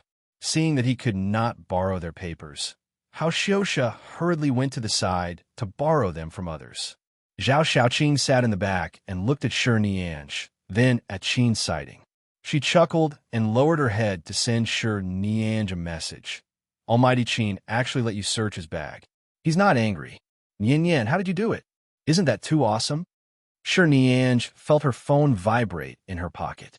She quickly placed her bag back on his side and took out her phone to take a look. Her heart skipped a beat. She was just used to sitting by Chin Sighting's side and being ignored by him. Usually, she adhered to the principle of doing everything herself. If she could not disturb him, she would not disturb him. For example, when she handed out the papers and took the books, she was used to reaching out to take them herself. In any case, he would not even reach out his hand. He probably wouldn't mind borrowing papers, so he didn't think too much about it just now. But now that he thought about it, it did seem a little too intimate. The key was that Qin's sighting remained calm and did not refuse. I've been desk mates with Hao Xiuxia for almost 3 years, but he never let me casually flip through his bag. Zhao Xiaoqing sent her another message. Sure, Nianj didn't know how to reply. At this moment, teacher Zhao came in. She quickly put her phone away, but for some reason, an unconcealable smile appeared on her lips. In the following days, Qin's sighting clearly repulsed her from the beginning to gradually get used to having such a person sitting by his side. Even though he still wouldn't take the initiative to say or do anything to her, and his attitude was still indifferent, at the very least, he would occasionally communicate normally. Sometimes, when Shi Nianj asked him some questions, he would answer her with a few words. His answers would not be particularly few, and gradually, he would answer more. Even if he said one more word than yesterday, Shi Nianj would be happy for the entire day. She had never thought that her thoughts would be completely occupied by one person every day. At Shi Nianj's age, she usually didn't have much to worry about. Other than her parents wanting her to study finance and medicine, there didn't seem to be anything that worried her too much in life. Using her parents was only a suggestion. They didn't force her to make a choice, so she didn't have anything to be unhappy about. Right now, her heart was filled with Qin sighting every day. As long as he turned to look at her while she was speaking, she would be especially happy. It was almost the middle school entrance exam.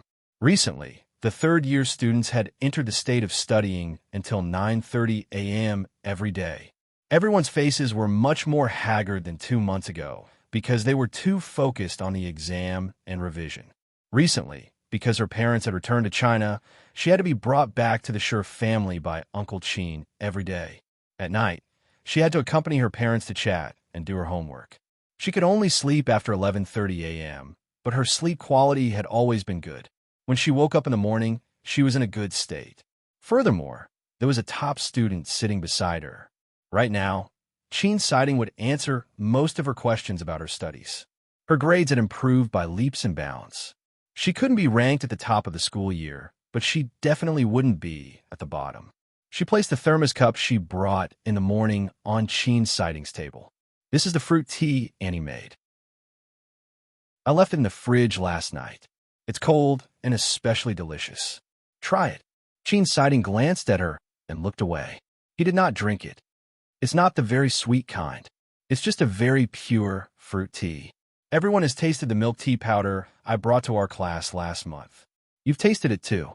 You definitely know my Annie's skills. Shi Nianj opened the lid and handed it to him. Try it. It's cold and refreshing. Qin's sighting glanced at the lid in front of him and took a sip. Shi Nianj smiled and closed the lid. I thought you'd like it, so I specially brought it. I saw that you don't usually drink coffee or milk tea, nor do you eat meat. You're more accepting of fruits and vegetables, so you'll definitely like this fruit tea. After drinking, Qin's sighting made a light in sound and did not say anything. Shi Nianj was used to it. After a while, she said, "It's going to be the midterm exam soon. I haven't finished my second-year courses. I still don't know half of the third-year courses. I might have more questions in the next few days. Do you think I'm too talkative?" Qin's sighting did not reply. Although he had replied quite a few times now, he did not reply every time. Speaking of this, Shi Nianj was still quite depressed because she had yet to obtain Qin's sighting's phone number. That time when they ate on the street, it was only because of a coincidence that it became the only time.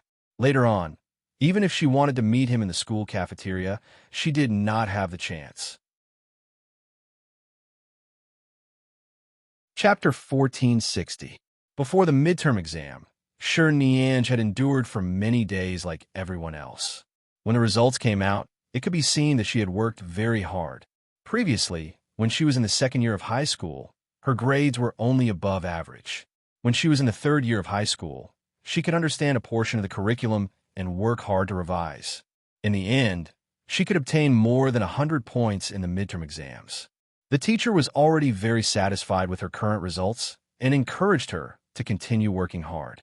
She wanted to take advantage of the remaining time to continue to take more remedial lessons and complete all the courses in the second and third years.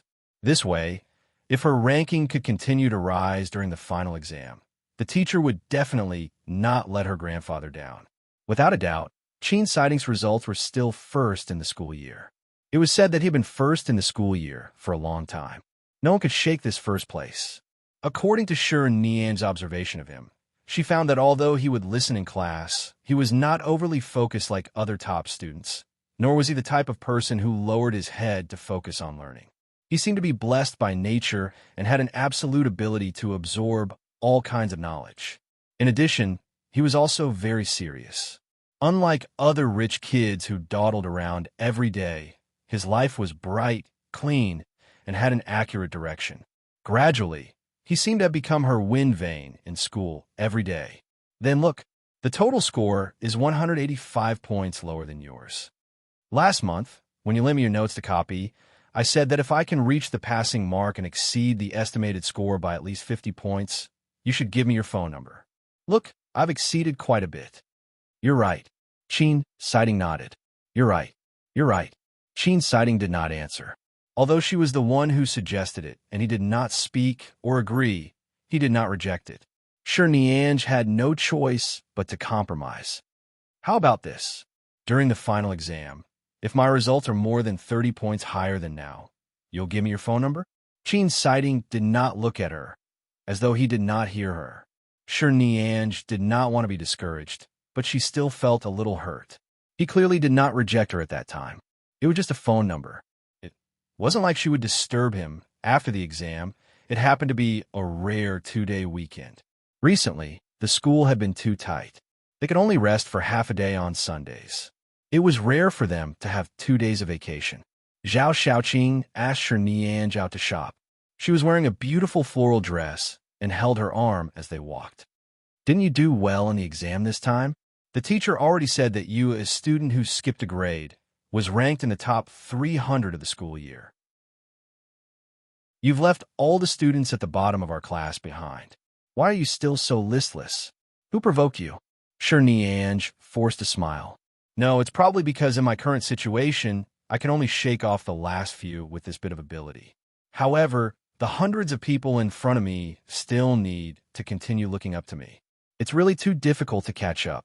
Thinking about it, I feel that what adults usually complain about is very reasonable. What is it? Students are the most tiring. When you grow up, you'll only feel tired because of the endless responsibilities and the burden of life. But when you're a student, you'll feel tired because of the combination of mental and physical strength. You'll have endless homework, endless revision, and endless grades. Tisk, haven't you always been extroverted? Why are you suddenly depressed? Zhao Xiaoqing smiled. Did you break up again? The so-called breakup in Zhao Xiaoqing's mouth was already Shur Niang's normal state. For example, if Sheen Sighting ignored her one day, or if she said something about being ignored by Sheen Sighting, or if Sheen Sighting went to the student cadre for a meeting and did not attend class. These could all be collectively referred to as Shur Niang's breakup stage. More or less, Shur Niang sighed. Zhao Xiaoqing could not help but laugh. I think you should change your target. Many boys in our class like you. Shur Niang did not say anything. She just lowered her head to look at her phone. The class monitor had just sent her a registration form to hand in on Monday. It was a temporary vacancy in the cram school. Coincidentally, she had filled it in. She picked up her phone and began to fill in the form. In fact, Shur Niang's views and methods on many things were frank and open. However, when it came to Sheen Sighting's small and obscure love, she realized that she was actually quite cowardly. After filling in the form, the class monitor asked where she was. After filling in the form, the class monitor asked her where she was. She said that she was shopping with Zhao Xiaoqing outside. The class monitor asked if they needed a man to help them carry their bags. Shur Niang helplessly smiled and replied no. The class monitor was very regretful and wished her a good time shopping. Only then did the message chat end. After shopping for several hours, she did not buy anything. After all, she usually wore her school uniform for a longer time. She did not lack daily clothes, so there was really nothing to buy.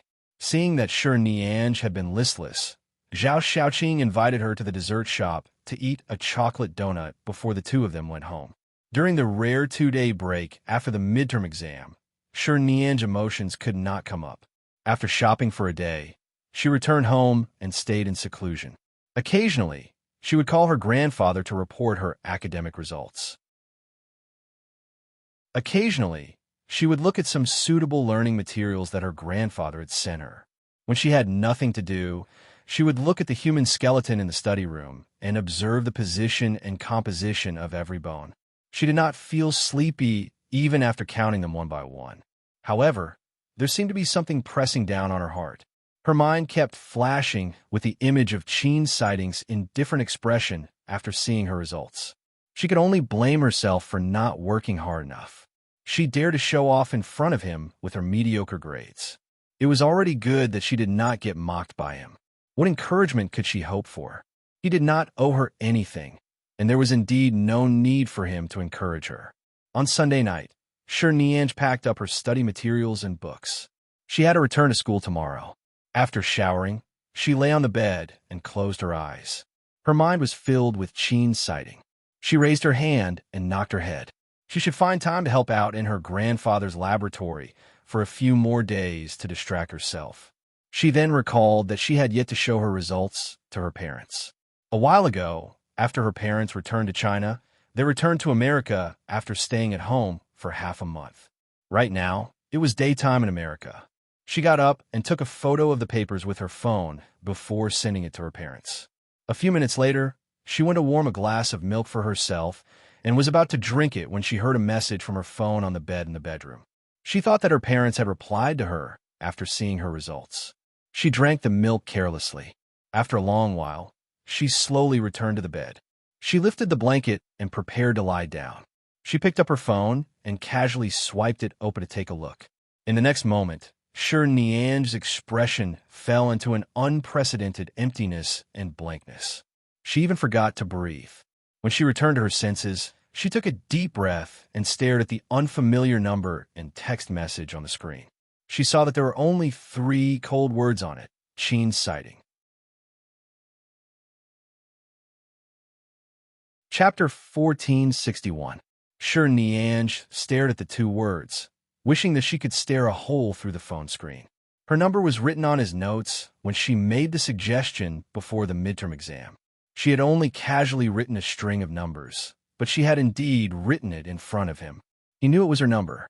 However, how could she dare to think that Qin's sighting would really save her phone number? He probably forgot about it after taking a glance at it. He didn't remember that she had written her number.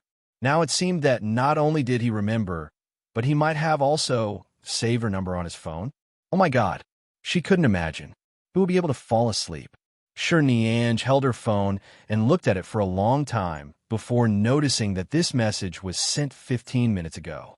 15 minutes before it was already so late. After he sent her a message, she did not immediately reply. After so long, he should be asleep. After all, he still had class tomorrow, Monday. Furthermore, regardless of whether she replied or not, he probably wouldn't wait for her to reply. He only sent her a message to tell her his number. But what if he was waiting? After all, whether it was out of politeness or something else, she should reply. She hesitated for a long time and typed a long paragraph on her phone, but in the end, she deleted it. In the end, she only replied, "All right, I'll remember it. See you at school tomorrow." After sending the message, she hugged her phone and did not let go. She could not bear to put it down, nor could she bear to sleep. However, she was still sleepy. Furthermore, she knew that regardless of whether he was asleep or awake, he would definitely not reply to this message. After all, after so long, she understood his temper. It was already a miracle that he could send a message with his number. She had to be content. She closed her eyes and thought about it. In the end, she fell asleep in a daze. When she opened her eyes the next day, she thought that she had a dream. She quickly picked up her phone and flipped through the message records. When she saw the 3 words Qin's sighting from that number, her heart instantly relaxed. It was true. Last night, she was so excited that she forgot to save it. She quickly remembered the string of numbers and saved his name. Qin Sighting's name was saved into her address book. When she went to school, she saw that her male god, who had arrived early, was already sitting there. Shi Nianj walked over with a smile. After sitting by his side, she turned to look at him. The clean young man was only sitting there reading formulas during the morning self-study. He did not come to see her at all. It didn't matter if he didn't look at her. It didn't stop her from looking at him. She was now a little fangirl who had been treated to a meal by her idol and had his phone number. The midterm exams weren't as relaxing as she had imagined. Instead, the burden of studying became heavier. She was about to sprint for all kinds of mock exams, major and minor exams, and the final exam in 2 months. To put it simply, the third year of high school wasn't suitable for dating at all. If you wanted to date, you didn't even have the time and energy to spare. At most, you could only hide your thoughts.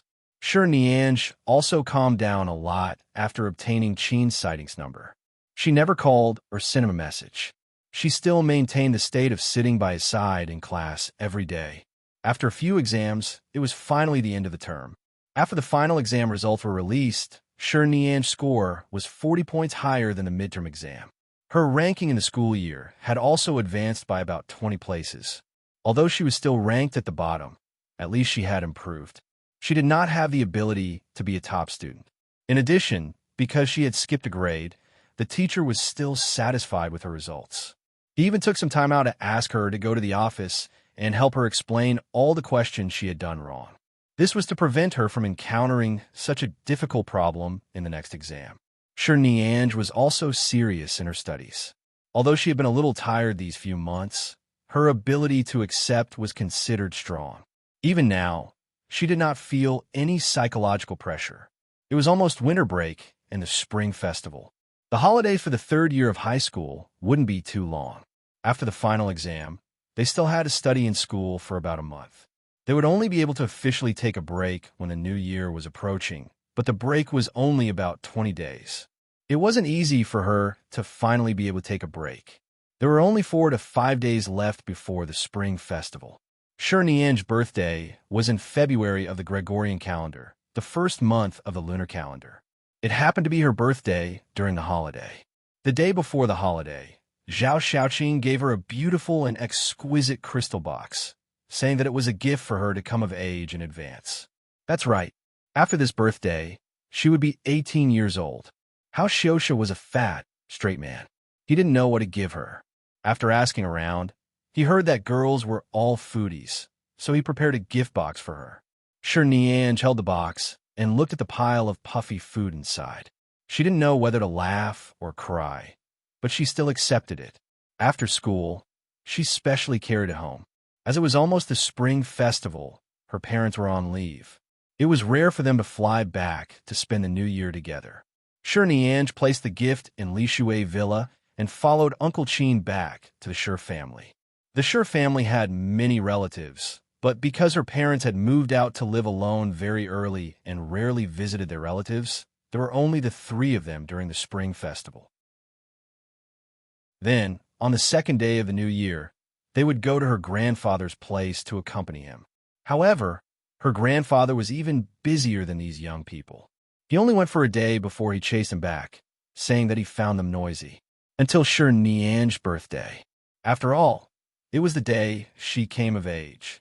Her parents had planned to hold a banquet for her and invite various partners in High City to hold a banquet for her coming-of-age ceremony, but she rejected them. Even though Shi Nianj had grown up in a good family, she did not like the deception in the upper class. What coming-of-age ceremony or banquet? It was just a place for these adults to talk.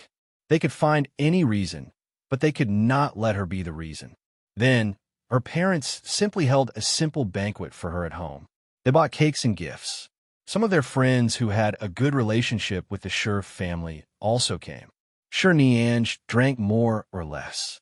Although there were only a few glasses of red wine, she did not drink much in the past. Of course, her alcohol tolerance was very poor. After sending away the guests at night, her cheeks were flushed. Auntie Xiang saw that she was in the mood after drinking red wine and quickly helped her back to the bedroom, asking her to lie down and sleep early. Shi Nianj tossed and turned in bed, unable to fall asleep. She had already been on holiday for so many days. She was not used to the sudden slowing down of her life. With the help of the alcohol in her body and a little impulse, she couldn't suppress the desire in her heart. She really wanted to see her idol say happy birthday on the day she became an adult. Even if it was just a few cold words, it would be good. She searched the bedside, picked up her phone, and found the number with Sheen's sightings name on it. Chapter 1462. She stared at the string of numbers and the 3 words. She bit her lip and slowly slid her fingers back and forth on her phone.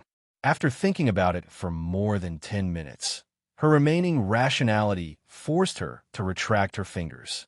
However, when she placed her phone back on her pillow and closed her eyes, she saw the string of numbers on her phone. She felt that she should do something, but what should she do? Even if she really sent a text message, what should she send? After dawdling for a long time, Shernyange took out her phone again. She stared at the number on the screen and sent 3 words. Sheen sighting? After sending it, she raised her head to look at the time displayed on the screen. It was already 10:30 p.m. It was winter vacation now. Unlike usual, everyone slept very late. According to a normal and healthy schedule, he must have already fallen asleep. However, she had already sent it. Even if he wasn't asleep, he probably wouldn't reply to her. However, she felt very satisfied after sending it. She placed her phone back on the bedside table and took a deep breath. All right, let's sleep. However, before she could fall asleep, her phone vibrated on the bedside table. Shernyange opened her eyes in a daze and looked at the phone above. When she saw that the screen had also lit up, her heart skipped a beat. Could it be at this time? Would Sheen sighting reply to her? She abruptly sat up from the bed and quickly took her phone back. When she opened the screen, she felt as though her heart was about to jump out of her throat. She looked down and saw that it was really Sheen sighting. He really replied. Sheen sighting, ? A question mark, although there were very few words, and it could be said that there was not even a word, only a punctuation mark. It was enough to shock Shernyange. A question mark sent by Sheen sighting. Such a concise question mark definitely proved that it was really him. But since it was a question mark, it meant that she could continue replying. I'm not sleeping anymore. Shernyange pressed her phone against her heart for a while, before quickly sitting upright on the bed. She held her phone and seriously looked at the question mark on it. She then began to carefully consider how she should reply.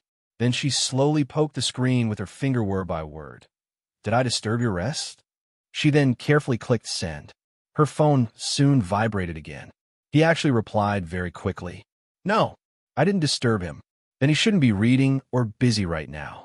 Perhaps he was lying on the bed like her and hadn't fallen asleep yet.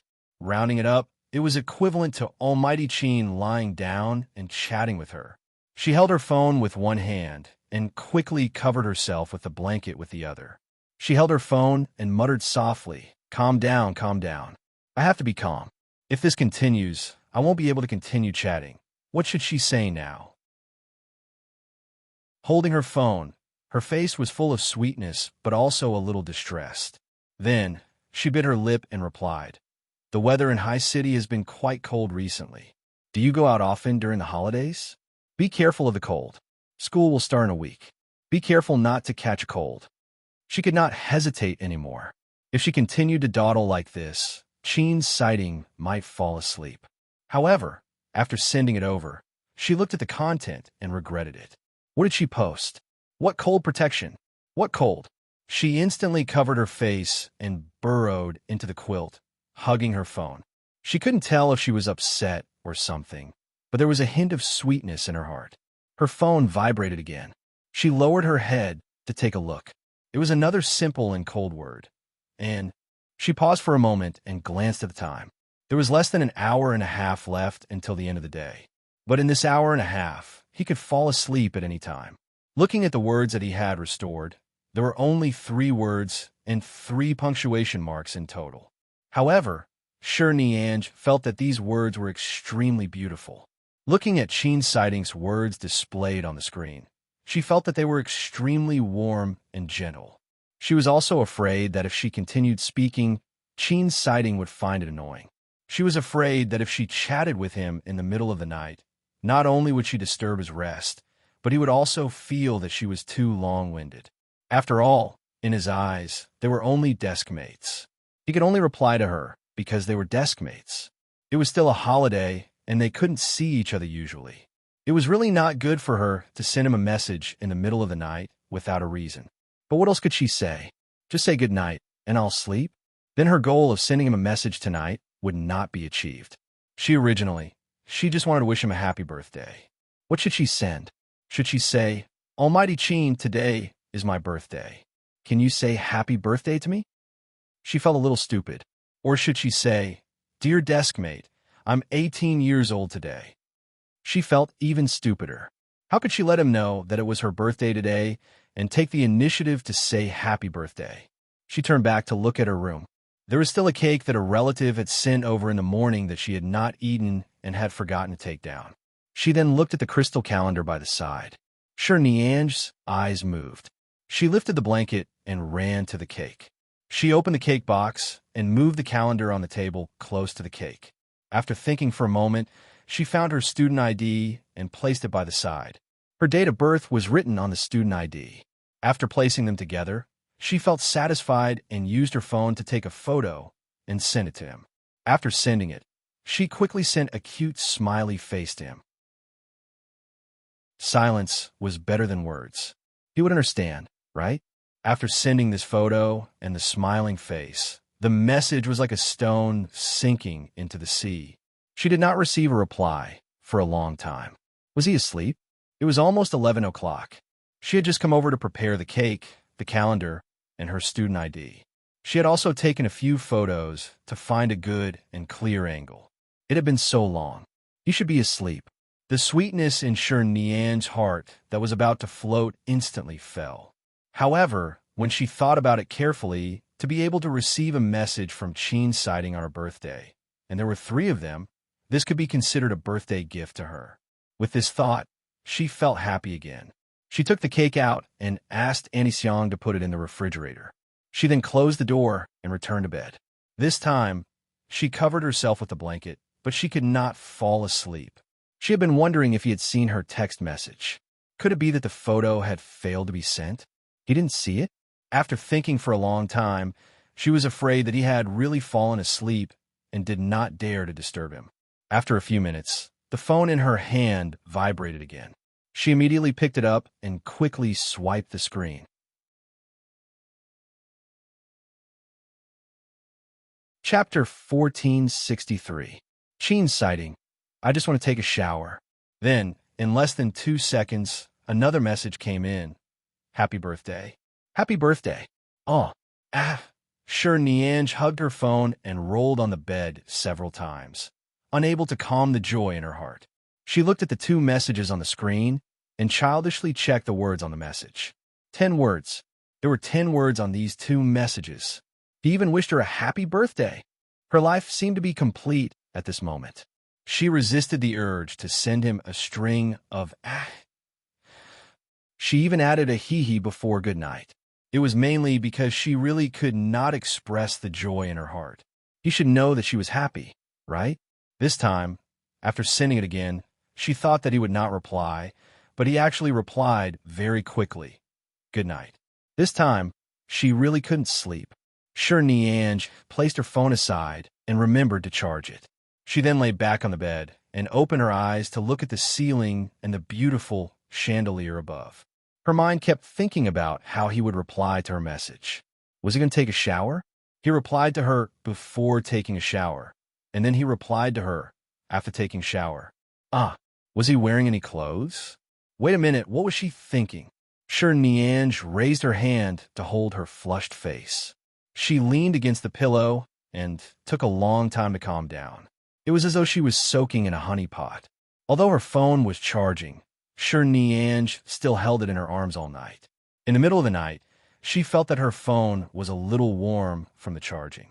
She put it back, turned over, and continued sleeping. She even had a dream. She dreamed that Chin's sighting came out of the bathroom with only a white towel wrapped around his lower body. He picked up his phone and saw her photo.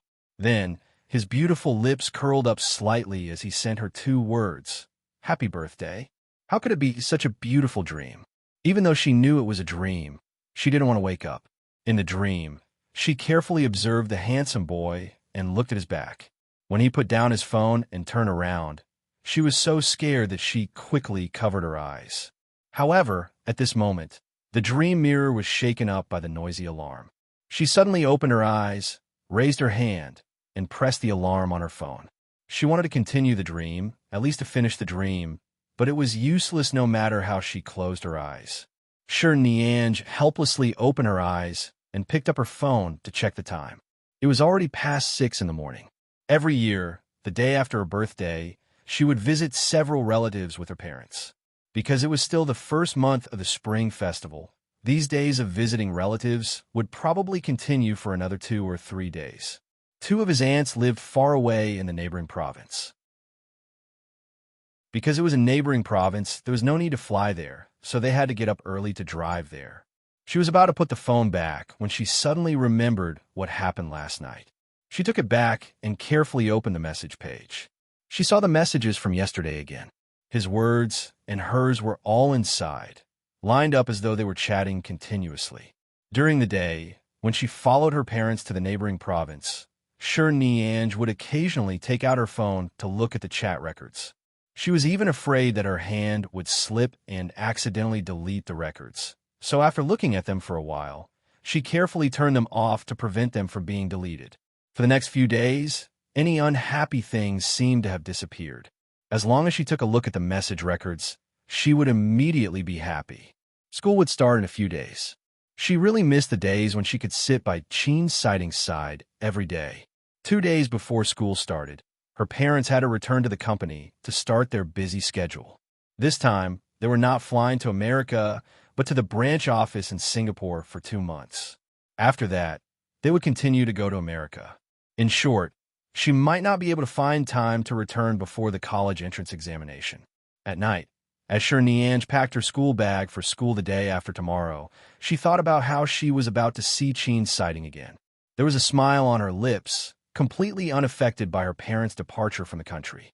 Even though he knew that because they rarely accompanied her, she was already used to the situation that they weren't in the country, and her parents going abroad wouldn't touch her switch of joy, anger, and sadness. He had never seen her so happy before school started. She had a smile on her face the whole night, even when she was eating. What have you been smiling about all night?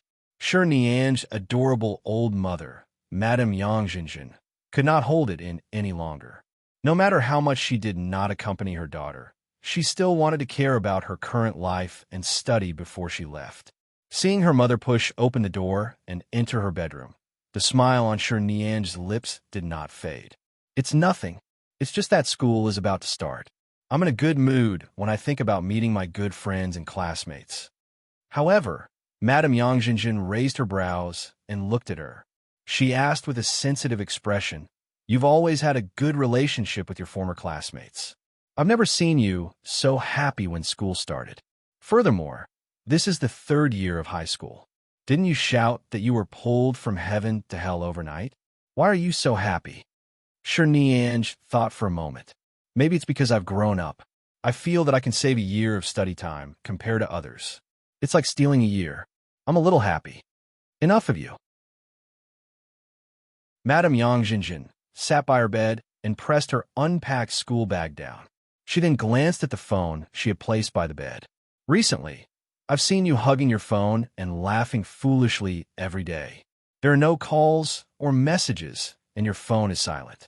You can stare at the screen and be happy for a long time. Tell me, are you in love?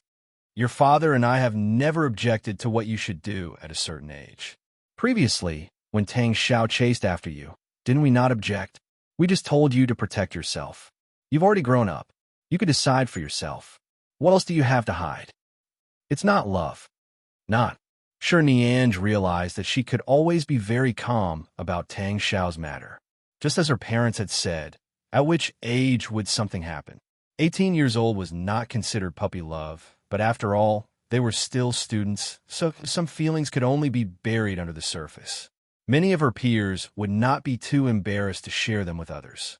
However, in front of her parents, she never had to hide these things. But towards Sheen's sighting, she suddenly realized.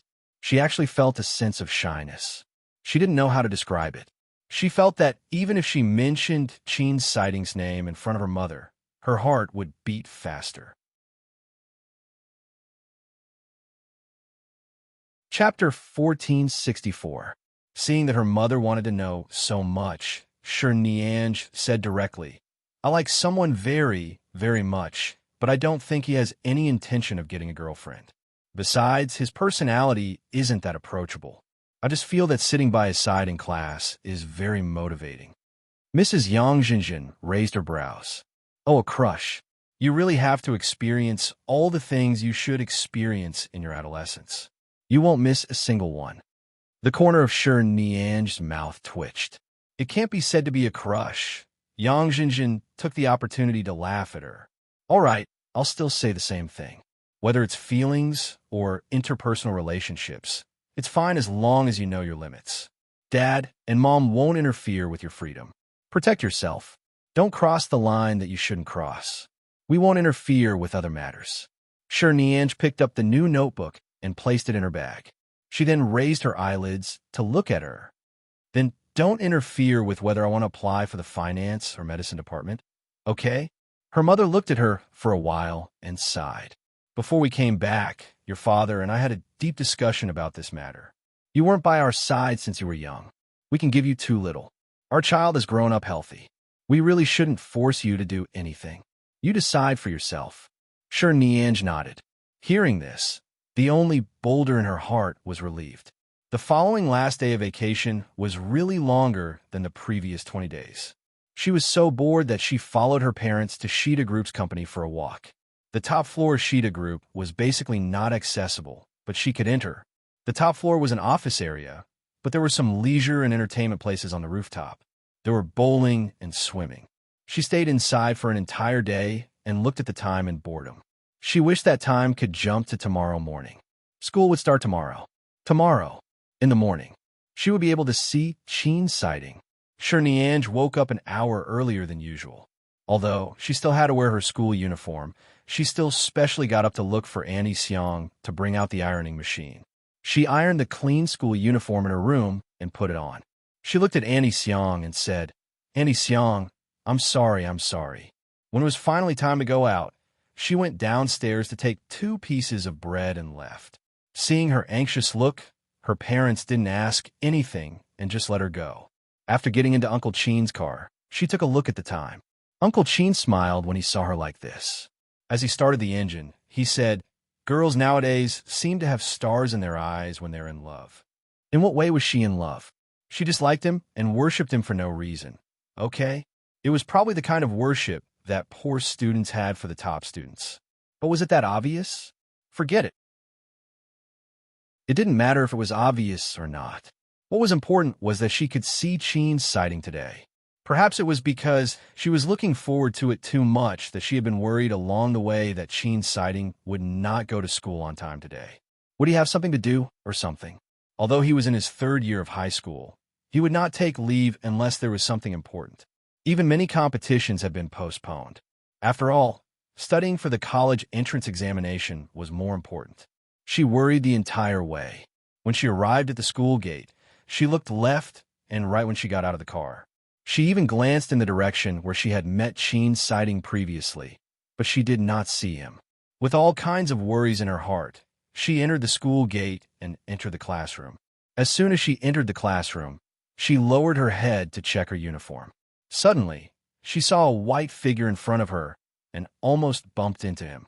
She raised her head abruptly and saw the person in front of her. Time seemed to have returned to the scene on the field at the beginning of the previous semester. The clean and good-looking young man in a white shirt stood in front of her.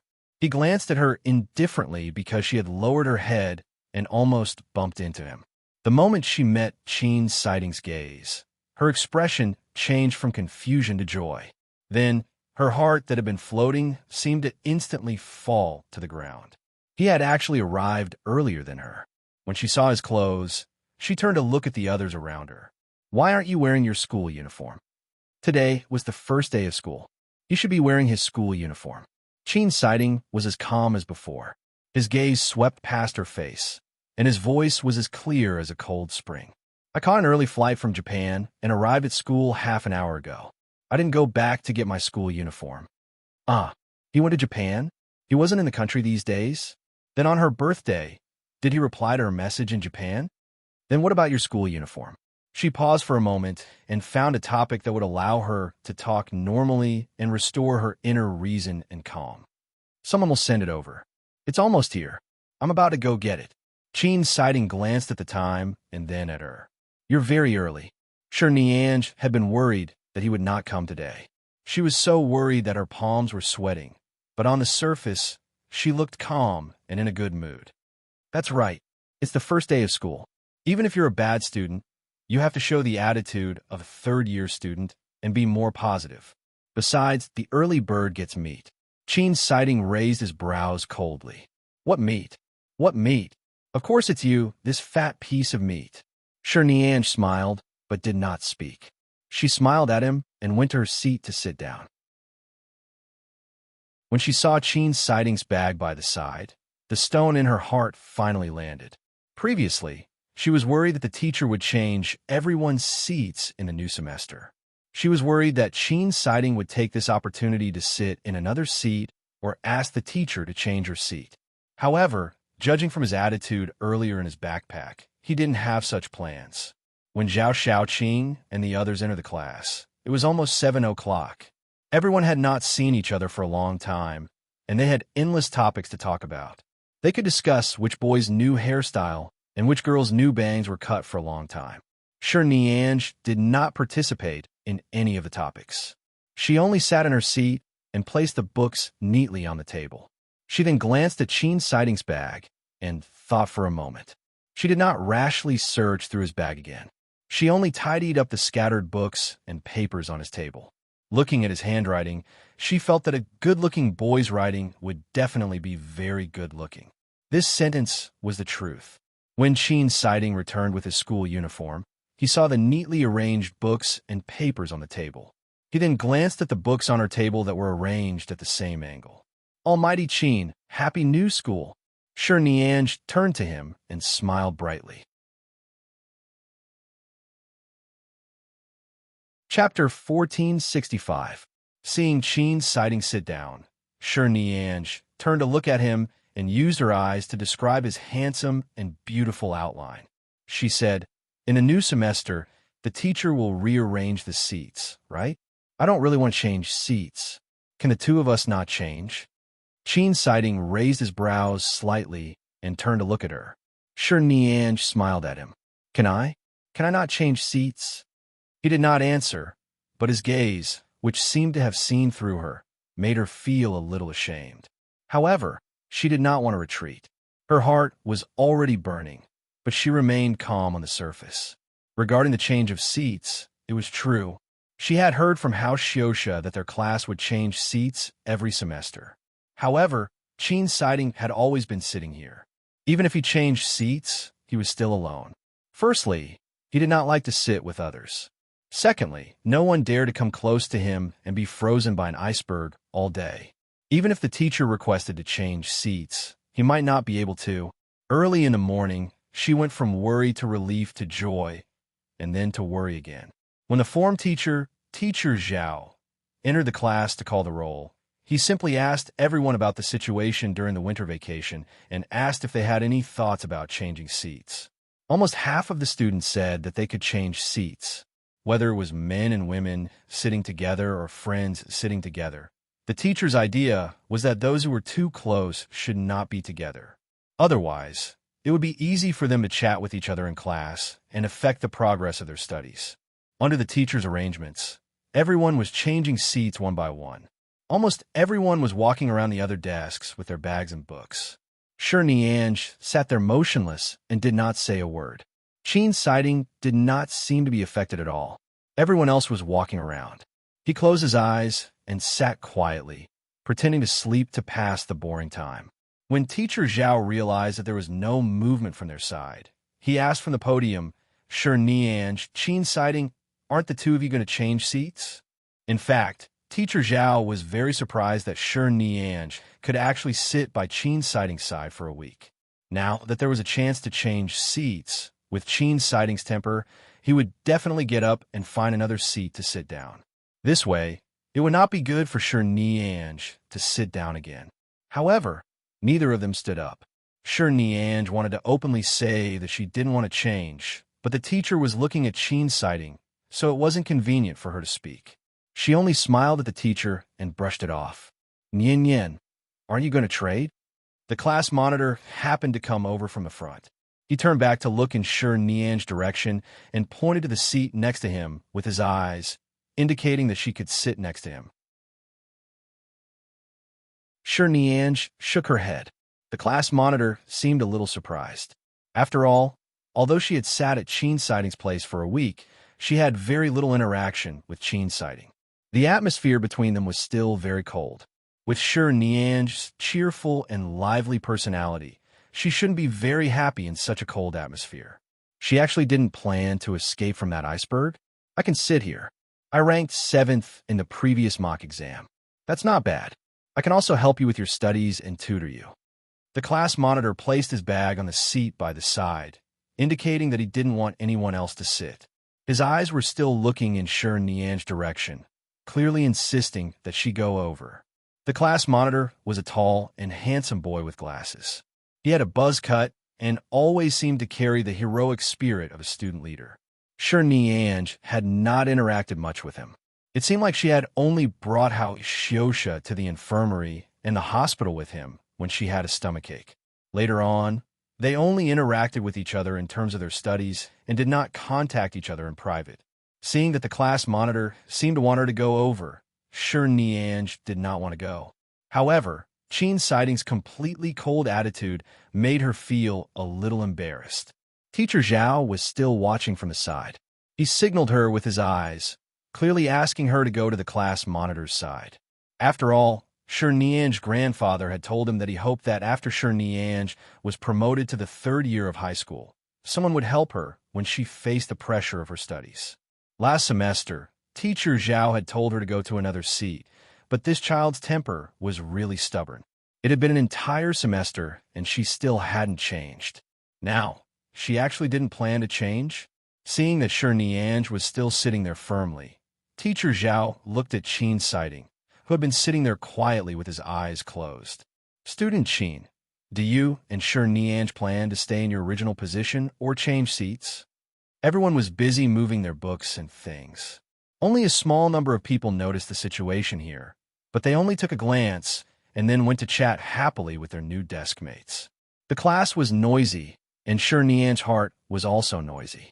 The class monitor walked over and was about to move Shi Nianj's book over.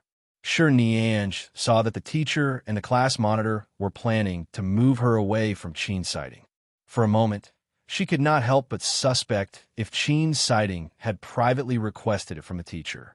In fact, Qin's sighting did not want to sit together anymore. Her heart was in a mess. She subconsciously reached under the table and gently tugged on the sleeve of the person beside her. Qin's sighting opened his eyes and turned to look at her. Shi Nianj also turned to look at him. Nian Nian, give me your bag. I'll bring it over for you. The class monitor had just picked up a few of her books when he glanced at her bag on the seat and reached over. Before his hand could touch her bag, Qin's sighting's gaze finally turned to him. He coldly glanced at the class monitor. She's not changing. Teacher Zhao was still thinking about how to help Shi Nianj improve the learning atmosphere in the last semester of high school. The class monitor she had arranged to go over was indeed pulling her. However, she never expected Qin's sighting to speak. The class monitor was also startled. His hand was still in midair and did not touch her bag. At this moment, Shi Nianj quickly placed her school bag on the other side where his hand could not touch it. She subconsciously moved her body closer to Qin's sighting side. Although her movements were very subtle, Teacher Zhao, who was standing on the podium, saw it clearly. His eyelids twitched, and at the same time, he saw that Qin's sighting did not seem to be disgusted. He understood. These young children nowadays. The Qin family and the Shi family could not afford to offend anyone. However, It was rare for Qin's sighting to accept someone by his side. Furthermore, he would not accept changing seats after a semester. Sure, Nianj was so willing, so forget it. All right, Lin Su, go back to your seat. Teacher, Zhao, finally spoke. The class monitor responded and then looked thoughtfully at Qin's sightings in different side profile. He then looked at Sure Nianj's focused expression and left helplessly. Chapter 1466. No word could express Sure Nianj's current feelings. This feeling filled her heart and remained there for several days. Qin's sighting was too good. In fact, under the circumstances where the teacher and the class monitor, Lin Su, clearly wanted to change her seat, if he really didn't like her sitting by his side, he could have remained silent. But he kept her. In the next few days, Sure Nianj maintained this slightly touched emotion in her heart. When she recalled that Qin's sighting had taken the books from the class monitor's hands and placed them on her desk, she felt full of energy. She had to study hard. She couldn't be left behind by the top student. For the next few days, when she slept, she would hold her phone and look at the screen, constantly calling Qin's sightings name in her heart. Although he did not send her any more text messages, just these chat records were enough for her to save her for several days. It had been 3 or 4 days since school started. These 3 or 4 days were peaceful, as though the storm of changing seats had finally passed. Many of the students who had changed seats had officially entered the state of preparing for the college entrance examination. Hao Xiuxia and Zhao Xiaoqing did not change seats either. The two of them seemed to have sat together in the first year of high school. Later, they changed seats and changed back last semester. This time, they did not change seats, and the teacher did not say anything. After all, they were both students in the last 2 rows. Her parents had already gone abroad again. Sure Nianj returned to Lishui Villa as usual. When Annie Xiang and Uncle Qin sent her here, they prepared a lot of delicious food for her. The next morning, Sure Nianj brought the chocolates that Annie Xiang had brought her to school. The chocolates were for Zhao Xiaoqing and Hao Xiuxia. There was also a box of fruit that she had personally cut in the morning. She placed it in a fresh-keeping box and planned to give it to Qin's sighting. She didn't know why she always liked to bring gifts or food for her good friends. In fact, they weren't expensive things, but she always felt that she couldn't finish them alone. It would be a pity to leave so many delicious food in Lishui Villa for more than 2 days. She might as well eat with her friends. She sat in the classroom for half an hour in the morning. As expected, Qin's sighting came to school at about the same time as usual. Seeing him unhurriedly enter from the door and sit by her side with his shoulder bag, Sure Nianj recalled what her parents had said to her before they went abroad. While they were young, everyone was still very simple. If they liked him, they could fight for it. Don't miss it, and don't leave any regrets for yourself.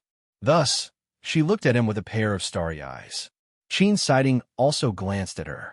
He was expressionless, but for some reason, Sure Nianj felt that he seemed to be in a good mood today. His expression was also relatively peaceful. Almighty Qin, Sure Nianj called her softly. Good morning. She thought that Qin's sighting would not respond, or that he would just give a faint end like usual.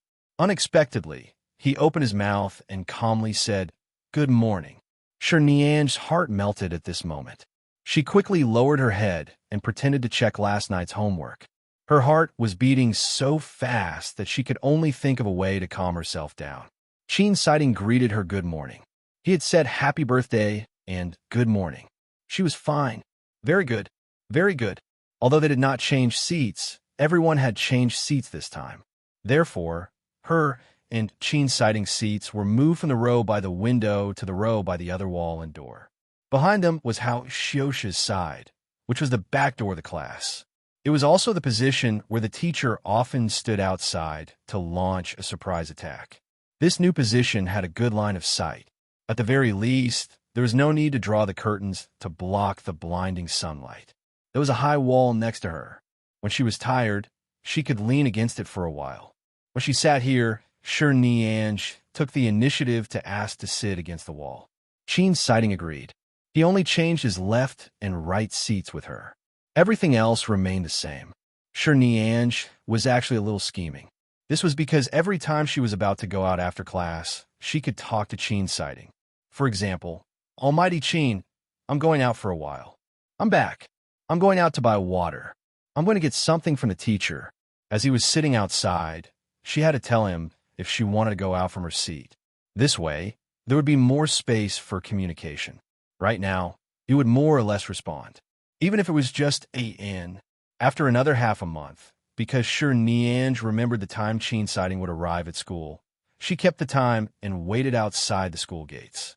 When she saw that he was indeed walking over from that path, she immediately walked quickly toward him. Good morning. Sure Niange usually wore her school uniform in a well-behaved manner. In the entire third year of high school, Sure Niange was the only girl with a particularly good family background. However, unlike other girls, she did not find opportunities to put on makeup and do her hair from time to time or wear all kinds of strange clothes during weekend tutoring. She wore her school uniform from Monday to Friday. She had 3 sets, and she washed and changed them back and forth. On weekends, she wore very ordinary clothes, and most of them were student clothes. She looked clean, and she never wore any luxuries that match her family background. After so long, the only change in her body was that she had changed to a new phone, but it was not the especially expensive one. Instead, it was a white and delicate phone with comprehensive functions. Furthermore, she had specially thought of a way to keep the text messages between her and Chin sighting. When she changed her phone, she struggled for a long time. Later, she asked Uncle Tai to go to the operator's side to help her think of a way. Only then did she successfully keep the text messages on her new phone. Chin sighting glanced at her. Good morning. Another 3 words. She didn't know if it was her imagination, but if the time he treated her to a meal was considered perfunctory, now, when he occasionally spoke to her and responded to her, he was quite serious and no longer perfunctory. Sure Niange simply stood by his side and followed him in. She really liked the feeling of being able to enter the school gates with him until the end of the class. Furthermore, because he was sitting outside, he would stand there and wait for her to sit inside. This small interaction could make her happy for the entire day. When they entered the school gates, she stood by Chin sighting's side. Seeing that he was already used to her following him and did not seem to reject it at all, she leaned behind him and whispered, I remember that the Chin family should be on the left. Why do you always come from a main road in the middle? Don't you usually come home to stay?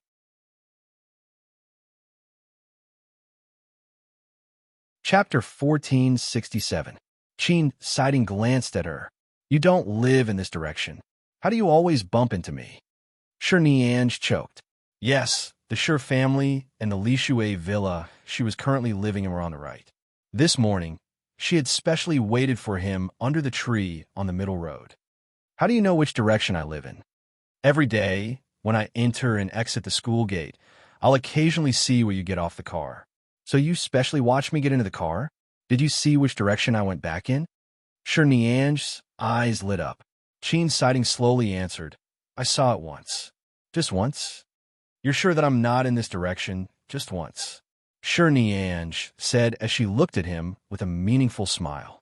This time, he simply ignored her and walked in calmly. In the next few days, Sure Niange simply waited for him under the tree on the middle road outside the school gate every day.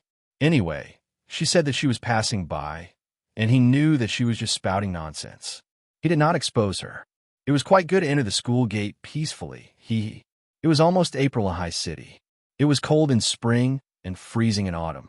Spring was the peak period for influenza. Many students in school had caught a cold and fell sick. However, because they were preparing for the college entrance examination, some people simply went to school with an 4-drip. Sure Niange thought that her body's resistance had always been good, but in the end, she was unfortunately defeated by the illness. It wasn't easy for her to endure another weekend without Chin sighting.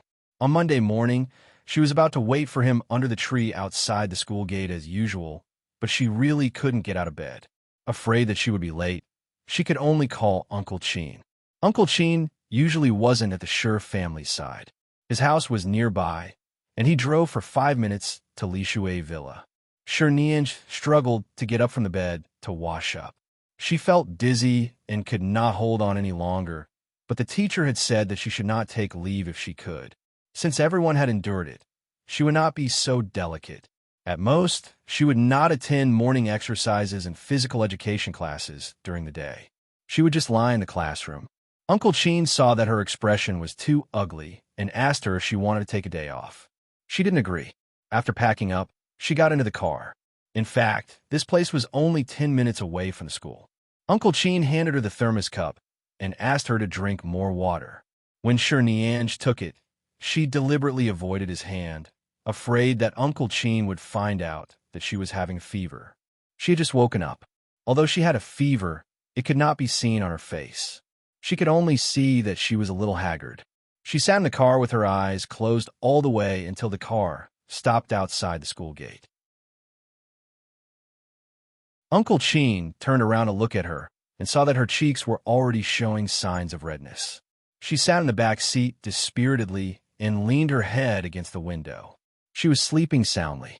Uncle Cheen reached out and gently touched her forehead. He immediately frowned. This child, she didn't even say anything when she had such a high fever. He saw that many students had already entered the school gate, but Chernianj had been strangely coming to school early recently. Uncle Cheen glanced at the time. There was still about 20 minutes before she went to study on time in the morning. He quickly took out a clean towel from the spare box in the car and gently covered her. Seeing that she was sleeping soundly due to the high fever and had not woken up, he parked the car and went to the pharmacy to buy medicine. However, Chernianj woke up a few minutes after Uncle Cheen got out of the car.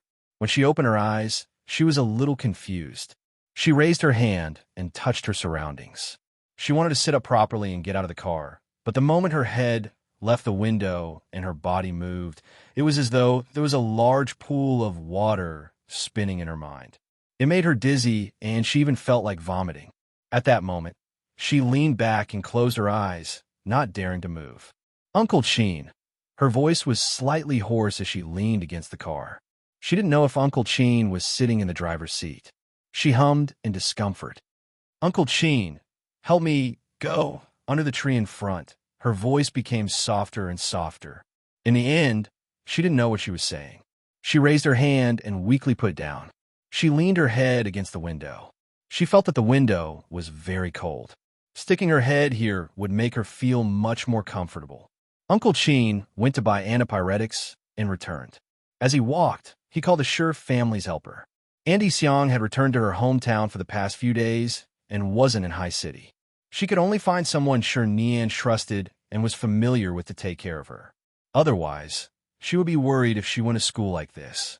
She had to find someone to accompany her in Li Shui Villa. Just as he was about to return to the car, Uncle Cheen suddenly noticed that there seemed to be someone standing under the tree in front of him. He looked like a young man, but he only hurriedly passed by to take a look before walking over. He quickly returned to the car to give the Sure family's little ancestor some antipyretics. Chernianj was already in a daze from the fever in the car. She could vaguely hear the sound of the car door opening. Uncle Cheen came over and said that he wanted her to take the antipyretics. She took it and continued to lean against the car door. Why didn't you say so? If I had known that you were so sick when we were in the villa, I wouldn't have brought you to school. Uncle Cheen sighed. You've taken the antipyretics. I'll take you to the hospital.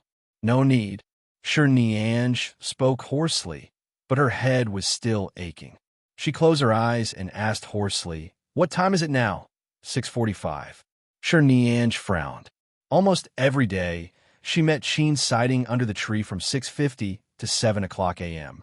She had been coincidentally meeting him every morning for more than a week. If she did not appear today, would he wait for her, or would he directly enter school without feeling anything? What should she do? Uncle Cheen, I don't want to go to the hospital. I want to get out of the car. Chernianj felt uncomfortable and wronged. She was usually very open-minded and never felt wronged. However, perhaps because her body was too uncomfortable, she really felt sad and wronged. She had already arrived at school. She was not far from that tree. She was not late, but what should she do? She could not get out of the car at all. As long as she moved slightly, she would feel dizzy and nauseous. She did not dare to move at all. However, would Qin sighting not take it seriously at all? If he did not see her appear, he would directly enter without even asking her. Why are you getting out of the car? There's a small hospital nearby, right? Last time, you said that you accompanied your classmate there. You have to go and take a look at your fever. The flu has been very serious recently. If you only take antipyretics, it might not be of much use. Go take a look first. No, I want to get out of the car. You have to be obedient. Uncle Qin saw that she was suddenly so willful and immediately used some strength. Although he was the sure family chauffeur, he had watched Sure Niange grow up. He definitely could not allow her to enter school sick. Sure Niange felt extremely wronged. Sure Niange was extremely aggrieved. She heard him close the car door and prepare to drive. She quickly sat up in her seat and turned to look out the car window. Recently, the higher-ups have been very strict. There's been an earthquake in the online literature circle. Almost all the novels are being blocked or changed. There are many situations where the first chapters are messed up. Everyone can just delete the book from the bookshelf and collect it again. At present, there are still many chapters in my book that have been blocked. I'll slowly change them myself.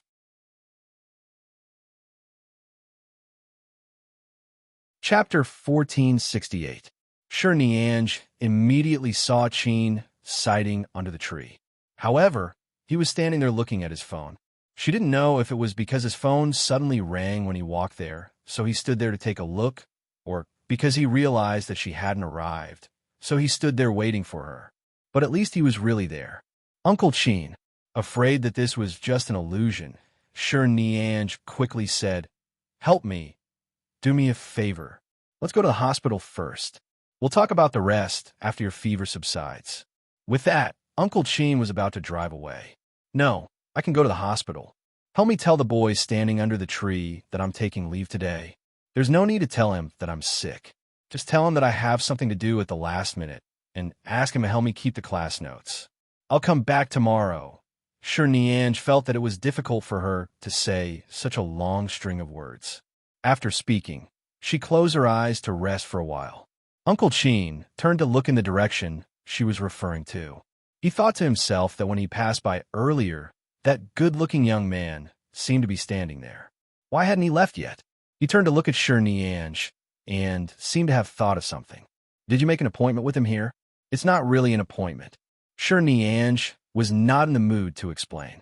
She just wanted to tell Qin's sighting before he entered the school gates, but she did not want to say that she was sick.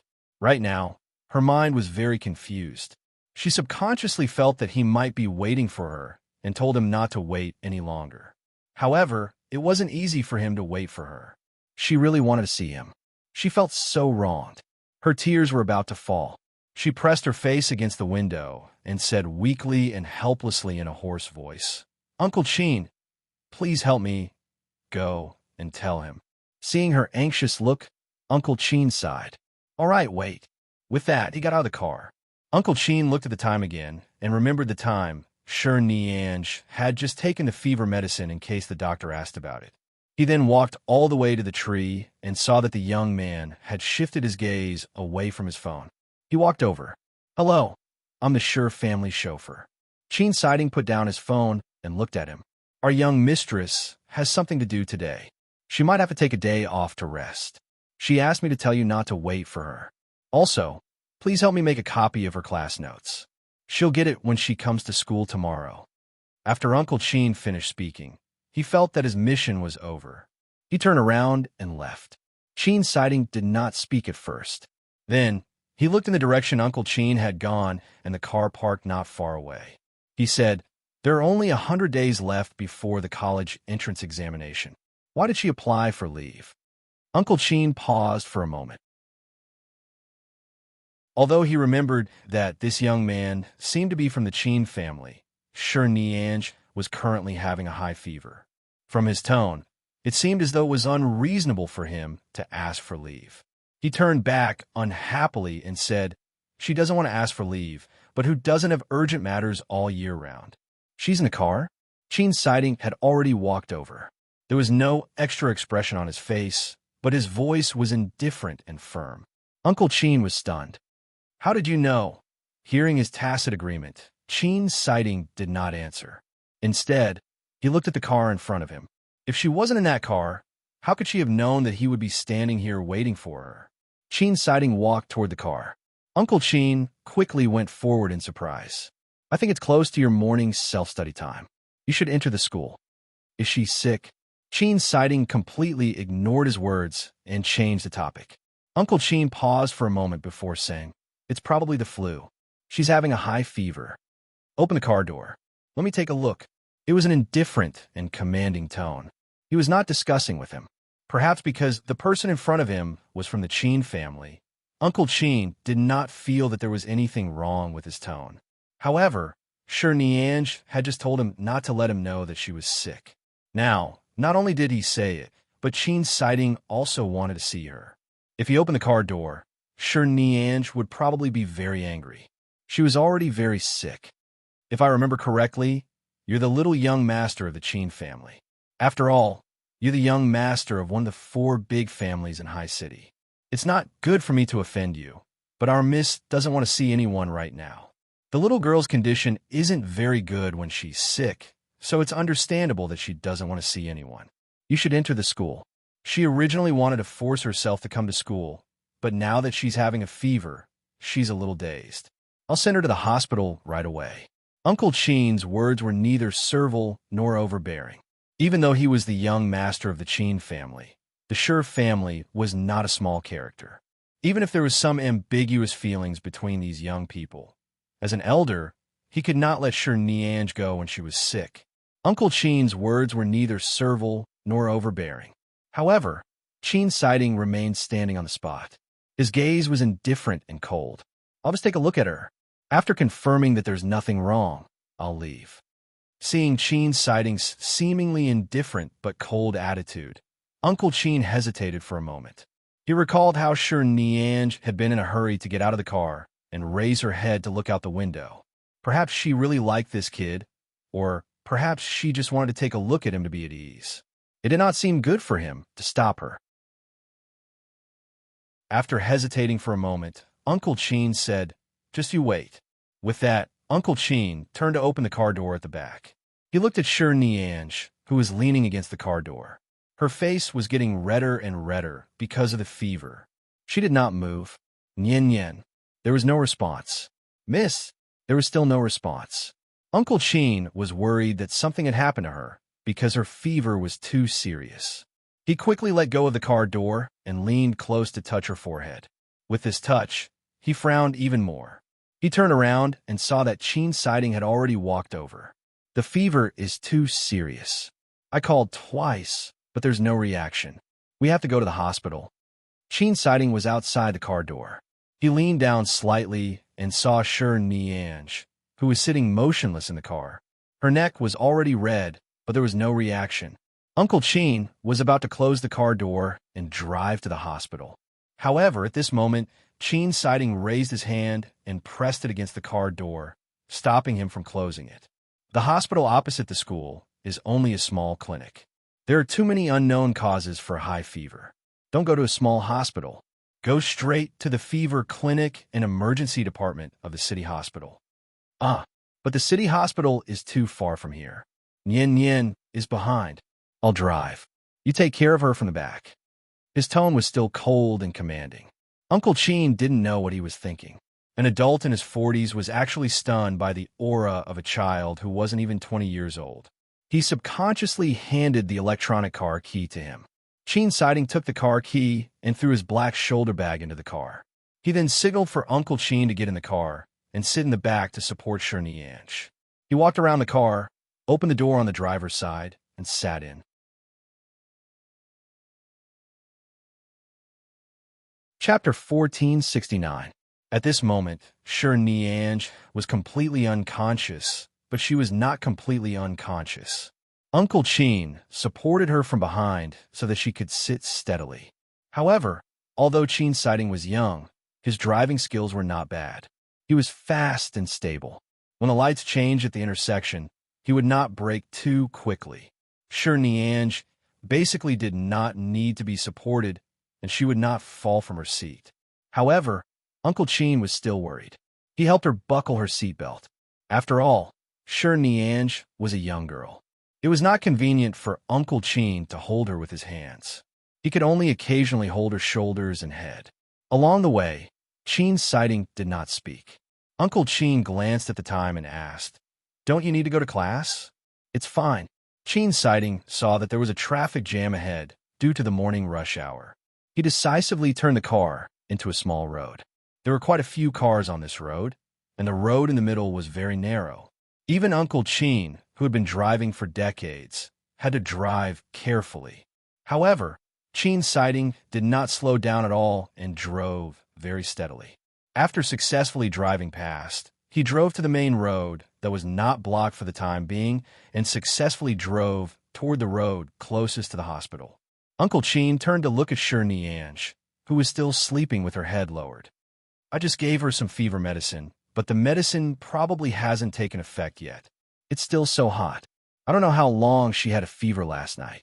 She only called me in the morning," Uncle Chin said as he sighed. "She rarely returns to the Sure family?"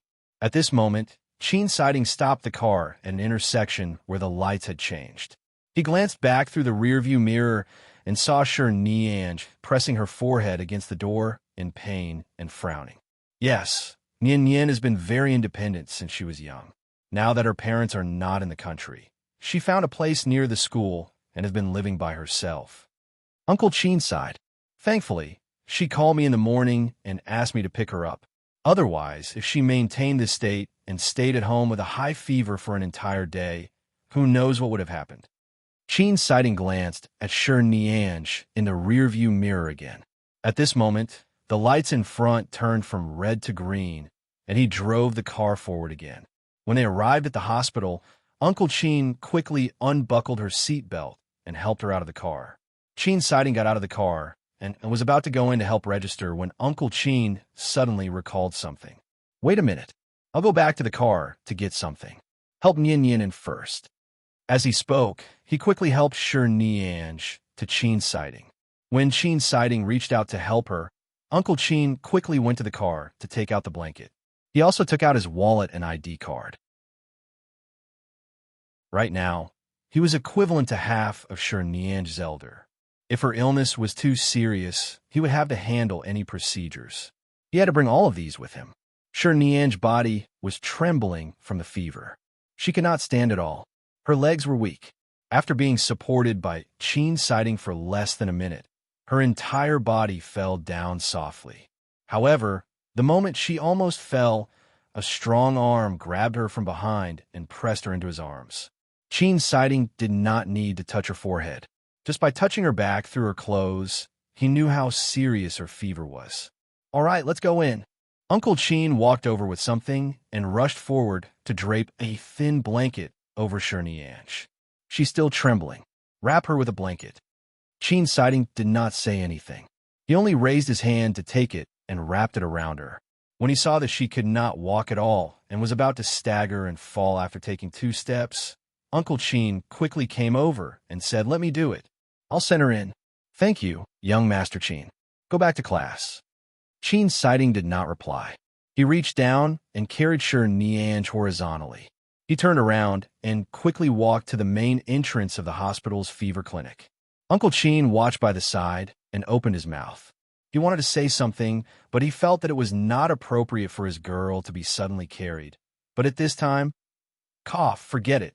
By the time Uncle Chin rushed over after registering, Sure Nianj was already sitting on the fever clinic bed. She was half conscious as she sat there. Her upper body was almost leaning into Chin's sighting's arms by the bed. Her hot hands kept gripping the hem of his clothes, and she did not know that there were wrinkles. Her brows were furrowed, and she hummed twice. She felt very uncomfortable. "How is it?" Uncle Chin came in and saw her in this state. He guessed that she did not even know who she was leaning on. "The doctor has written a test form. Let's go for a blood test first. Tell the doctor what time she took the fever medicine. I'll send her for a blood test first." After Chin's sighting finished speaking, he helped Sure Nianj up again. After all, this was the hospital. It was not good to carry her all the way. Seeing that she had woken up slightly, he whispered into her ear, "Can you walk?" Sure, Nianj vaguely felt that the voice was somewhat familiar. It sounded like Qin's sighting, but she was not sure. She even felt that it was impossible, but it was too uncomfortable. She could not care too much. When her feet landed on the ground, although her legs were a little weak and her head was still spinning, she still nodded. Qin's sighting helped her out.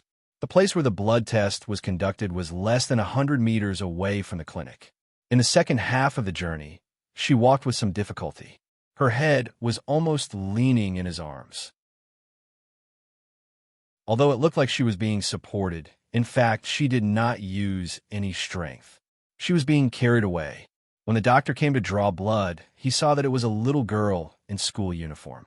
The clean young man beside her who had been taking care of her, supporting her, and even carrying her should be a student of the same age. Such a good-looking young couple really made the doctors and aunties who were already past their teenage years feel both tender and envious.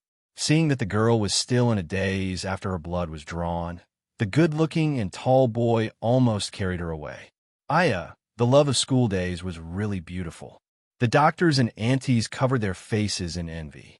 While waiting for the test results, Uncle Qin went to buy some breakfast. Sure, Nianj did not eat much in the morning. Right now, she was still lying in the lounge waiting for her fever to subside. In a daze, Uncle Qin used a straw to feed her the soy milk cup. She only took 2 sips before vomiting. Thankfully, she only vomited to the side and did not stain her body. Uncle Qin sighed, his heart aching and anxious. Qin's sighting did not return to school. Instead, he told the teacher that he was accompanying Sure Nianj in the hospital and did not hide anything. The form teacher was a little absent-minded after hanging up the phone. Sure Nianj had a high fever. Qin's sighting sent her to the hospital.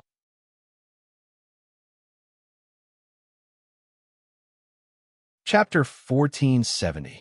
When the blood test results came out, Sure Nianj's fever finally subsided a little, but it had not completely subsided.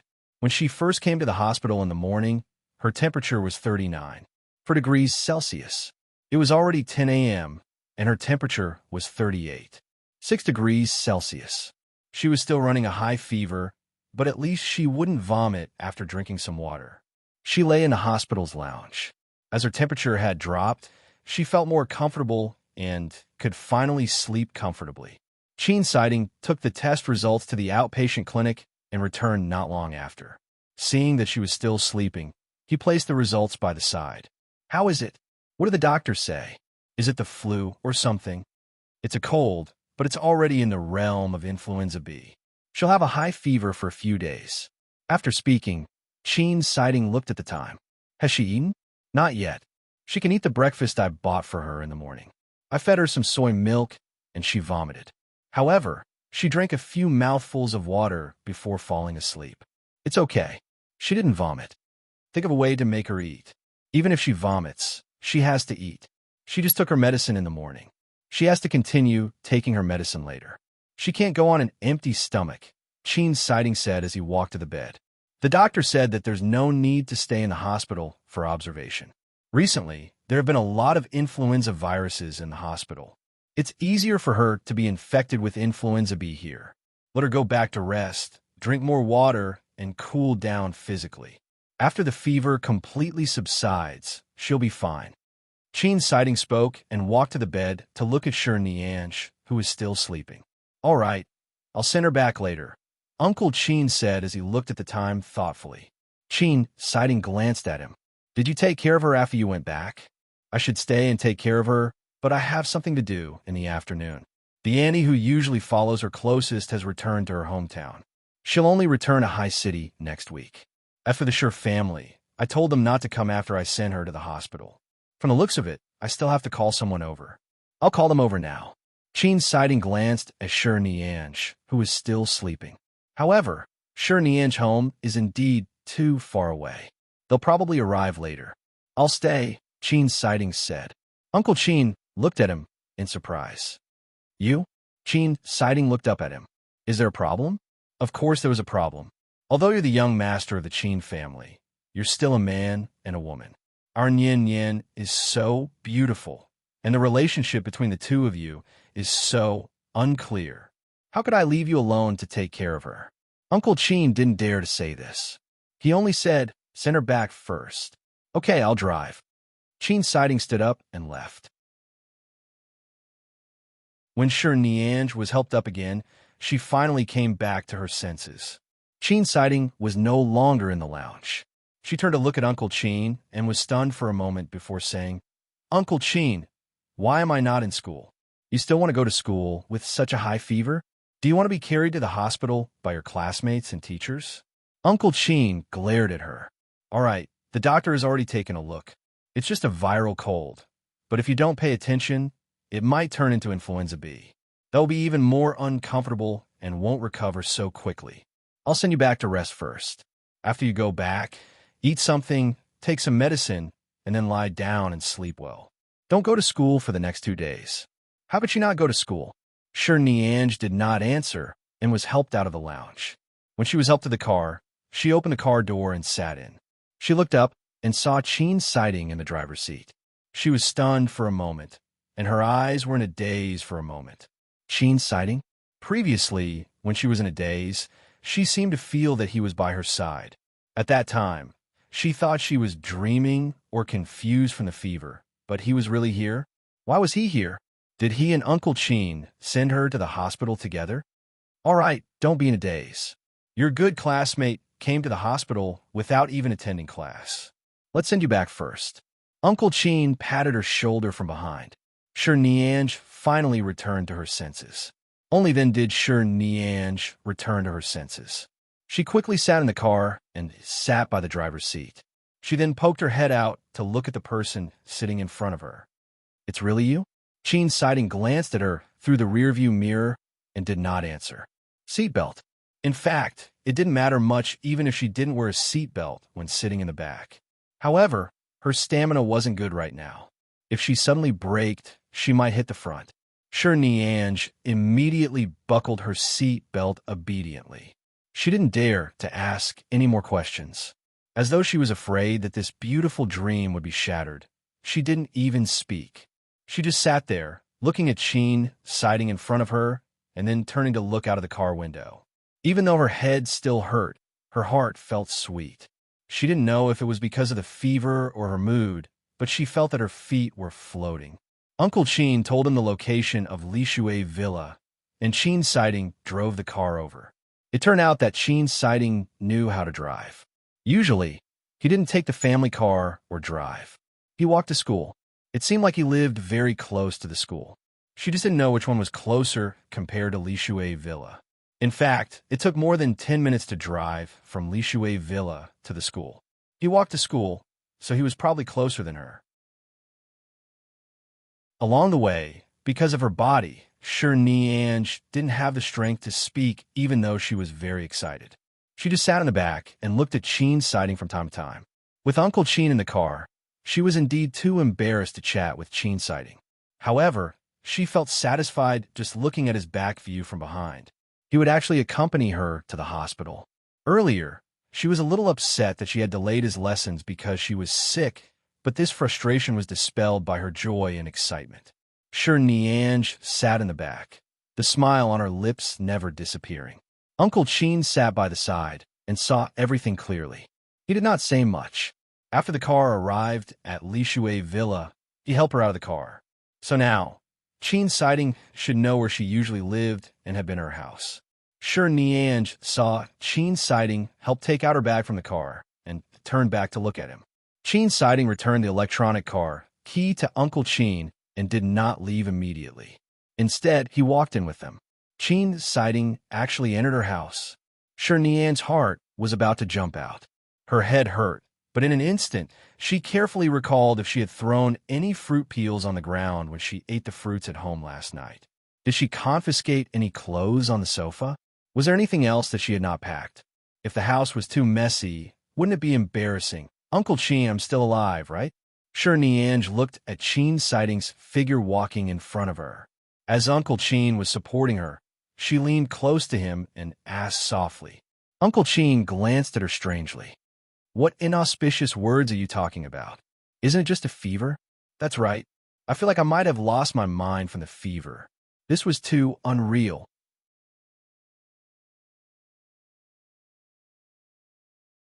Chapter 1471. After entering the house, Niange quickly walked away from Uncle Chin and went behind Chin's siding. Sit down first. I'll go get some. Go back to your room to rest. Before she could finish speaking, Chin's siding stopped in his tracks and turned back to look at her. Niange instinctively felt that since this was Chin's siding's first time at her house, she should pour some water or take out some food or drink for him to sit down and rest. However, it was clear that in his eyes, she was only a patient and could not do anything. Nian, go back to your room and lie down first. Uncle Chin gave her a look. In fact, there was another meaning in his gaze. Along the way, Uncle Chin realized that Niange seemed to be very warm to Chin's siding. There was always a feeling that his girl liked someone else more, but the other party was cold and did not respond much. He still wanted her to take advantage of her illness to rest and calm down. Niange's head was indeed hurting, but she could not show off now. Seeing that Chin's siding did not treat her as an outsider and did not need her to do anything, she still found some consciousness of being sick and went upstairs to her room. However, after returning to her room, she tossed and turned but could not fall asleep. Even though her head hurt, she still could not fall asleep. After about 10 minutes, Uncle Chin knocked on the door and came in. Seeing that she was still awake, he came over and brought over a cup of hot water and antipyretic medicine. It's been a few hours since you took the medicine. You could take it again. Then, drink this cup of water. Niange got up and took the medicine. She then turned to look out the door. After swallowing the medicine, she asked, "Where's Chin's siding?" "He's downstairs. Don't worry, he hasn't left. Just sleep in peace." Uncle Chin took the cup from her and looked at the time. He then said, "But I have to leave in half an hour. The child has something to do at school this afternoon. The child's mother doesn't have time to go. I have to go over. Can you stay at home?" "I'll just sleep. What's wrong with that? Go do whatever you need to do." Niange gently waved her hand. However, she suddenly remembered that Chin's siding was still here. Before she could ask, Uncle Chin said, "I've called the Sure family. Your Auntie Lou and Auntie Sue will come and take care of you later. However, it'll take at least an hour for them to rush over. I'll let Chin Company stay here with you for a while. When they arrive, I'll let him go back." In other words, there would be time alone with Chin's siding later. "All right." Niange smiled. Seeing her smile, Uncle Chin knew what she was thinking. He smiled helplessly and got up to leave. At the thought that she would have time alone with Chin's siding later, Niange could not fall asleep. She tossed and turned on the bed for a long time and picked up the thermometer to measure the temperature. It was 38 degrees, and she did not feel as uncomfortable as in the morning. When she suddenly heard the sound of car, she quickly got up from the bed and went to the window to see Uncle Chin's car drive away. Auntie Lou and Auntie Sue, who were rushing over from the Sure family, called at this moment. They said that there was a traffic jam on the way, and it would take at least half an hour for them to arrive. "All right, I'm fine. I don't have a high fever like I did in the morning. I feel much better." "Situ say. Speak." "Tang, I, he Chin Li, he siding, Ching I, siding." We heard her talking on the phone. He turned around and glanced at her, who was standing on the stairs. "Uncle Chin asked you to stay here with me?" She hung up the phone and walked down. Chin's siding answered. We saw that she had come down. He asked, "Why aren't you sleeping in your room?" "I slept well last night, and I slept for so long in the hospital in the morning. Even if I have a headache, I can't sleep." As she spoke, she looked out the window. "What are you looking at?" "Nothing." Chin's siding saw that her expression was still ugly. He walked over and stood in front of her for a while, lowering his eyes to look at her. The person she liked the most was standing in front of her, with one hand in his trouser pocket, looking down at her. They were standing very close to each other, so close that if she raised her head slightly, their breaths would be intertwined. She could clearly smell the scent on his body. It was a clean and refreshing mint scent with a hint of detergent softener. It was clear and refreshing with a hint of fragrance. "What's the temperature now?" he asked. "I took a look just now." 38 degrees, she answered obediently. "And you don't want to sleep?" "I can't sleep." With you here, I can't sleep. It's rare for us to be alone. When the two Sure family's aunties come over, we won't have such a chance. She definitely wouldn't use such a rare time to sleep. All right, sit down first. As Cheen's sighting spoke, he raised his hand and was about to touch her forehead. However, before he could touch her, he suddenly saw her look up with stars in her eyes. He paused and retracted his hand. Sure Niange turned around and sat on the sofa. Then, like an obedient primary school student, she turned to look at him, waiting for his next order. Seeing her expression, Cheen's sighting did not say anything. He only looked at her haggard appearance. Did you vomit everything you ate this morning? And can you still eat now? I don't know. I don't feel hungry right now. I don't have an appetite. I'll go get some food. Why don't you try some? Sure Nian's expression changed from obedient to surprised. Do you want to cook? Actually, what she wanted to ask was, do you actually know how to cook? However, she felt that it wasn't good to say these words. Cheen's sighting didn't seem like someone who would casually boast. If he said he knew how to cook, he probably knew how to cook. In fact, the two aunties from the Sure family came to take care of her and specially came to cook for her. However, compared to these, she naturally wanted to eat Cheen's sighting's cooking. Cheen's sighting did not answer. He only raised his brows, asking her if she wanted to eat or not. Eat, eat, eat. I'll eat whatever you cook. He glanced at her again and snorted. He did not answer her obviously infatuated words and turned to look for the ingredients in her kitchen. Sure Niange rushed to follow closely. Standing outside the kitchen door, she saw that he had already gone in to open the refrigerator. She stuck her head out and said, "There are fruits and various vegetables in the refrigerator." They were all prepared by Auntie Xiang when she came over. As this villa is a little far from the supermarket, there seems to be a lot of frozen things. Otherwise, there's no need to go through too much trouble.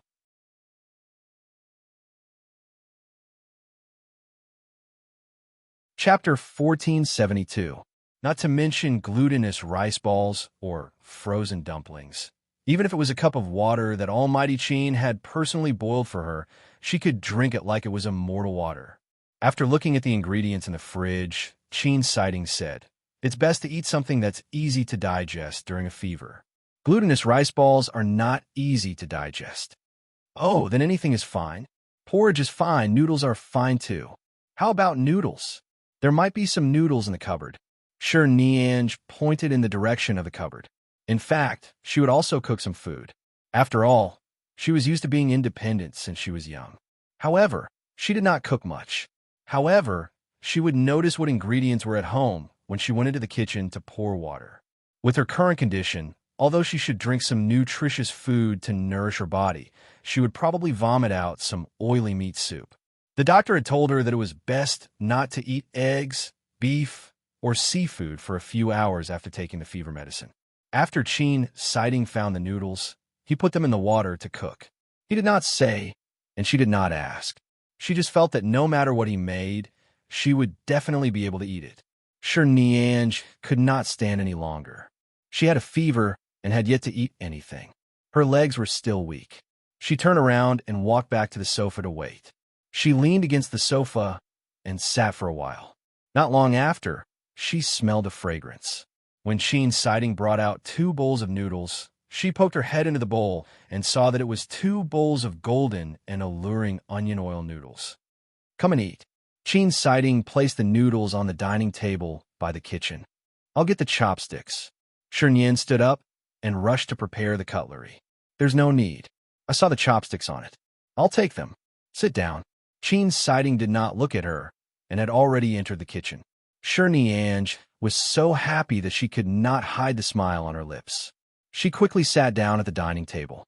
Cheen's sighting came over and handed her the chopsticks. She took it and was too embarrassed to keep staring at him. She directly focused her attention on the onion oil noodles in front of her. After taking a bite, the smile on her lips widened. "You still have to get used to it?" Cheen's sighting saw her expression and asked calmly. "It's delicious. Of course I'm used to it." It was so delicious that she was almost moved. He knew that she had a cold and fever and could not eat many things. Otherwise, it would affect the efficacy of the fever medicine, so he only made the simplest scallion oil noodles without any messy things. He also knew that she did not have much taste in her mouth right now. If she ate too light soup, she would definitely not be able to eat it, and it would be easy for her to vomit. So he simply made this more appetizing scallion oil noodles. However, he did not put much oil in it. It looked faintly golden, and when it entered the mouth, it was also very fragrant. It was not too oily or salty at all. In short, it was extremely delicious. She would never throw up again with this bowl of noodles. Seeing that she liked it, Cheen Sighting picked up his chopsticks. Without asking, she guessed that he probably did not eat much in the morning, so he had only made 2 bowls. When she was halfway through eating, Sure Nianj felt that she was, after all, the owner of this house. Cheen Sighting was a guest, but she still needed him to cook for her. She put down her chopsticks awkwardly and said, "If I had known that it would be so serious this morning, I would have rested at home. If I hadn't gone to school, you probably wouldn't have seen it and wouldn't have delayed my classes. Send me to the hospital. There's still 3 months before the college entrance examination. I'm really sorry for delaying your classes." And it's fine. Sure Nian's heart was filled with joy. She really did not know what to say. She hoped that there would be fewer main courses in school today and not delay him. However, it seemed like he would occasionally read books in advance. Perhaps he had already read the things he had to learn today and had already learned them. That time, when he went out for the competition, there were quite a lot of courses in those days, but later on, he knew all the questions related to the exam. Therefore, it should not be a problem if it was just one day. With this thought in mind, she felt slightly more at ease. She then looked at the person opposite her. Not only did Cheen Sighting send her to the hospital and accompany her in the hospital, but he also came to her house. Now, he was actually sitting here with her at her house and eating with her. Furthermore, he had personally made the scallion noodles. It was really hard to imagine what Cheen Sighting's usual life was like. As a member of the Cheen family, he actually knew how to make such delicious noodles. Could it be that he was used to taking care of himself and rarely asked the servants and aunties to help him? This was really a bonus. What should she do? She really liked him. She liked him so much that she felt that in the future, she wanted to make a mark on the bowl he was using now. In the future, when she ate, she would definitely use that bowl. No matter how many times it had been washed in the dishwasher, those were all bowls that Cheen Sighting had touched. She felt that she could place them by the bed and stare at them every day. As she watched Cheen Sighting eat quietly, Sure Nian's heart continued to race.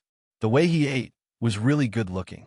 After the meal, Sure Nianj could not help but ask Cheen Sighting, "When I was in the car in the morning, I saw you under that tree. Did you happen to pass by at that time? Or were you waiting for me?" Cheen Sighting looked at her. When Sure Nianj thought that he would not answer her question, he slowly said, "Waiting for you." Sure Nian's mouth was slightly agape. She looked at Cheen Sighting and felt that her breathing was not smooth. Her brain seemed to be filled with something and blocked. She could not come back to her senses. He was waiting for her? Was he waiting for her under the tree where she had been waiting for him recently? Sure Nian's heart churned. Why? Why would you wait for me? Cheen Sighting did not answer her because the 2 aunties of the Sure family had arrived and pressed the doorbell. Sure Nianj stood up to open the door, but she turned back to look at Cheen Sighting, wanting to hear what he would say. However, it was as though he had not said anything. He lowered his head to look at the time on his phone. The door opened, and Annie Lu and Annie Sue walked in with various bottles and cans in their hands. At the same time, they sized her up nervously. "Nyan, Io, little ancestor, why didn't you tell us earlier that you were sick? We could have come earlier. When we were at home, we were in a hurry and didn't have time to cook anything. Now, we're here to cook something for you. Just wait." "No need, Auntie Lu. I've eaten." Sure Nianj chuckled. "You've eaten? Did you make it yourself?" The 2 aunties were surprised. "No, it's my classmate. He accompanied me to the hospital and school today and then came back with Uncle Cheen to take care of me for a while. He made some simple food. I'm already very full." At the mention of Cheen Sighting, Sure Nianj felt her ears heat up. As she spoke, she even glanced at the clean young man behind her. You're tuning into the Romance Rendezvous YouTube channel. We're so grateful for your support, and don't forget to subscribe to join us on this incredible journey through captivating stories. Your generosity through donations truly makes a world of difference, as it's the primary source of revenue that allows me to expand and enhance this channel for you. Thank you from the bottom of my heart for being a part of this adventure.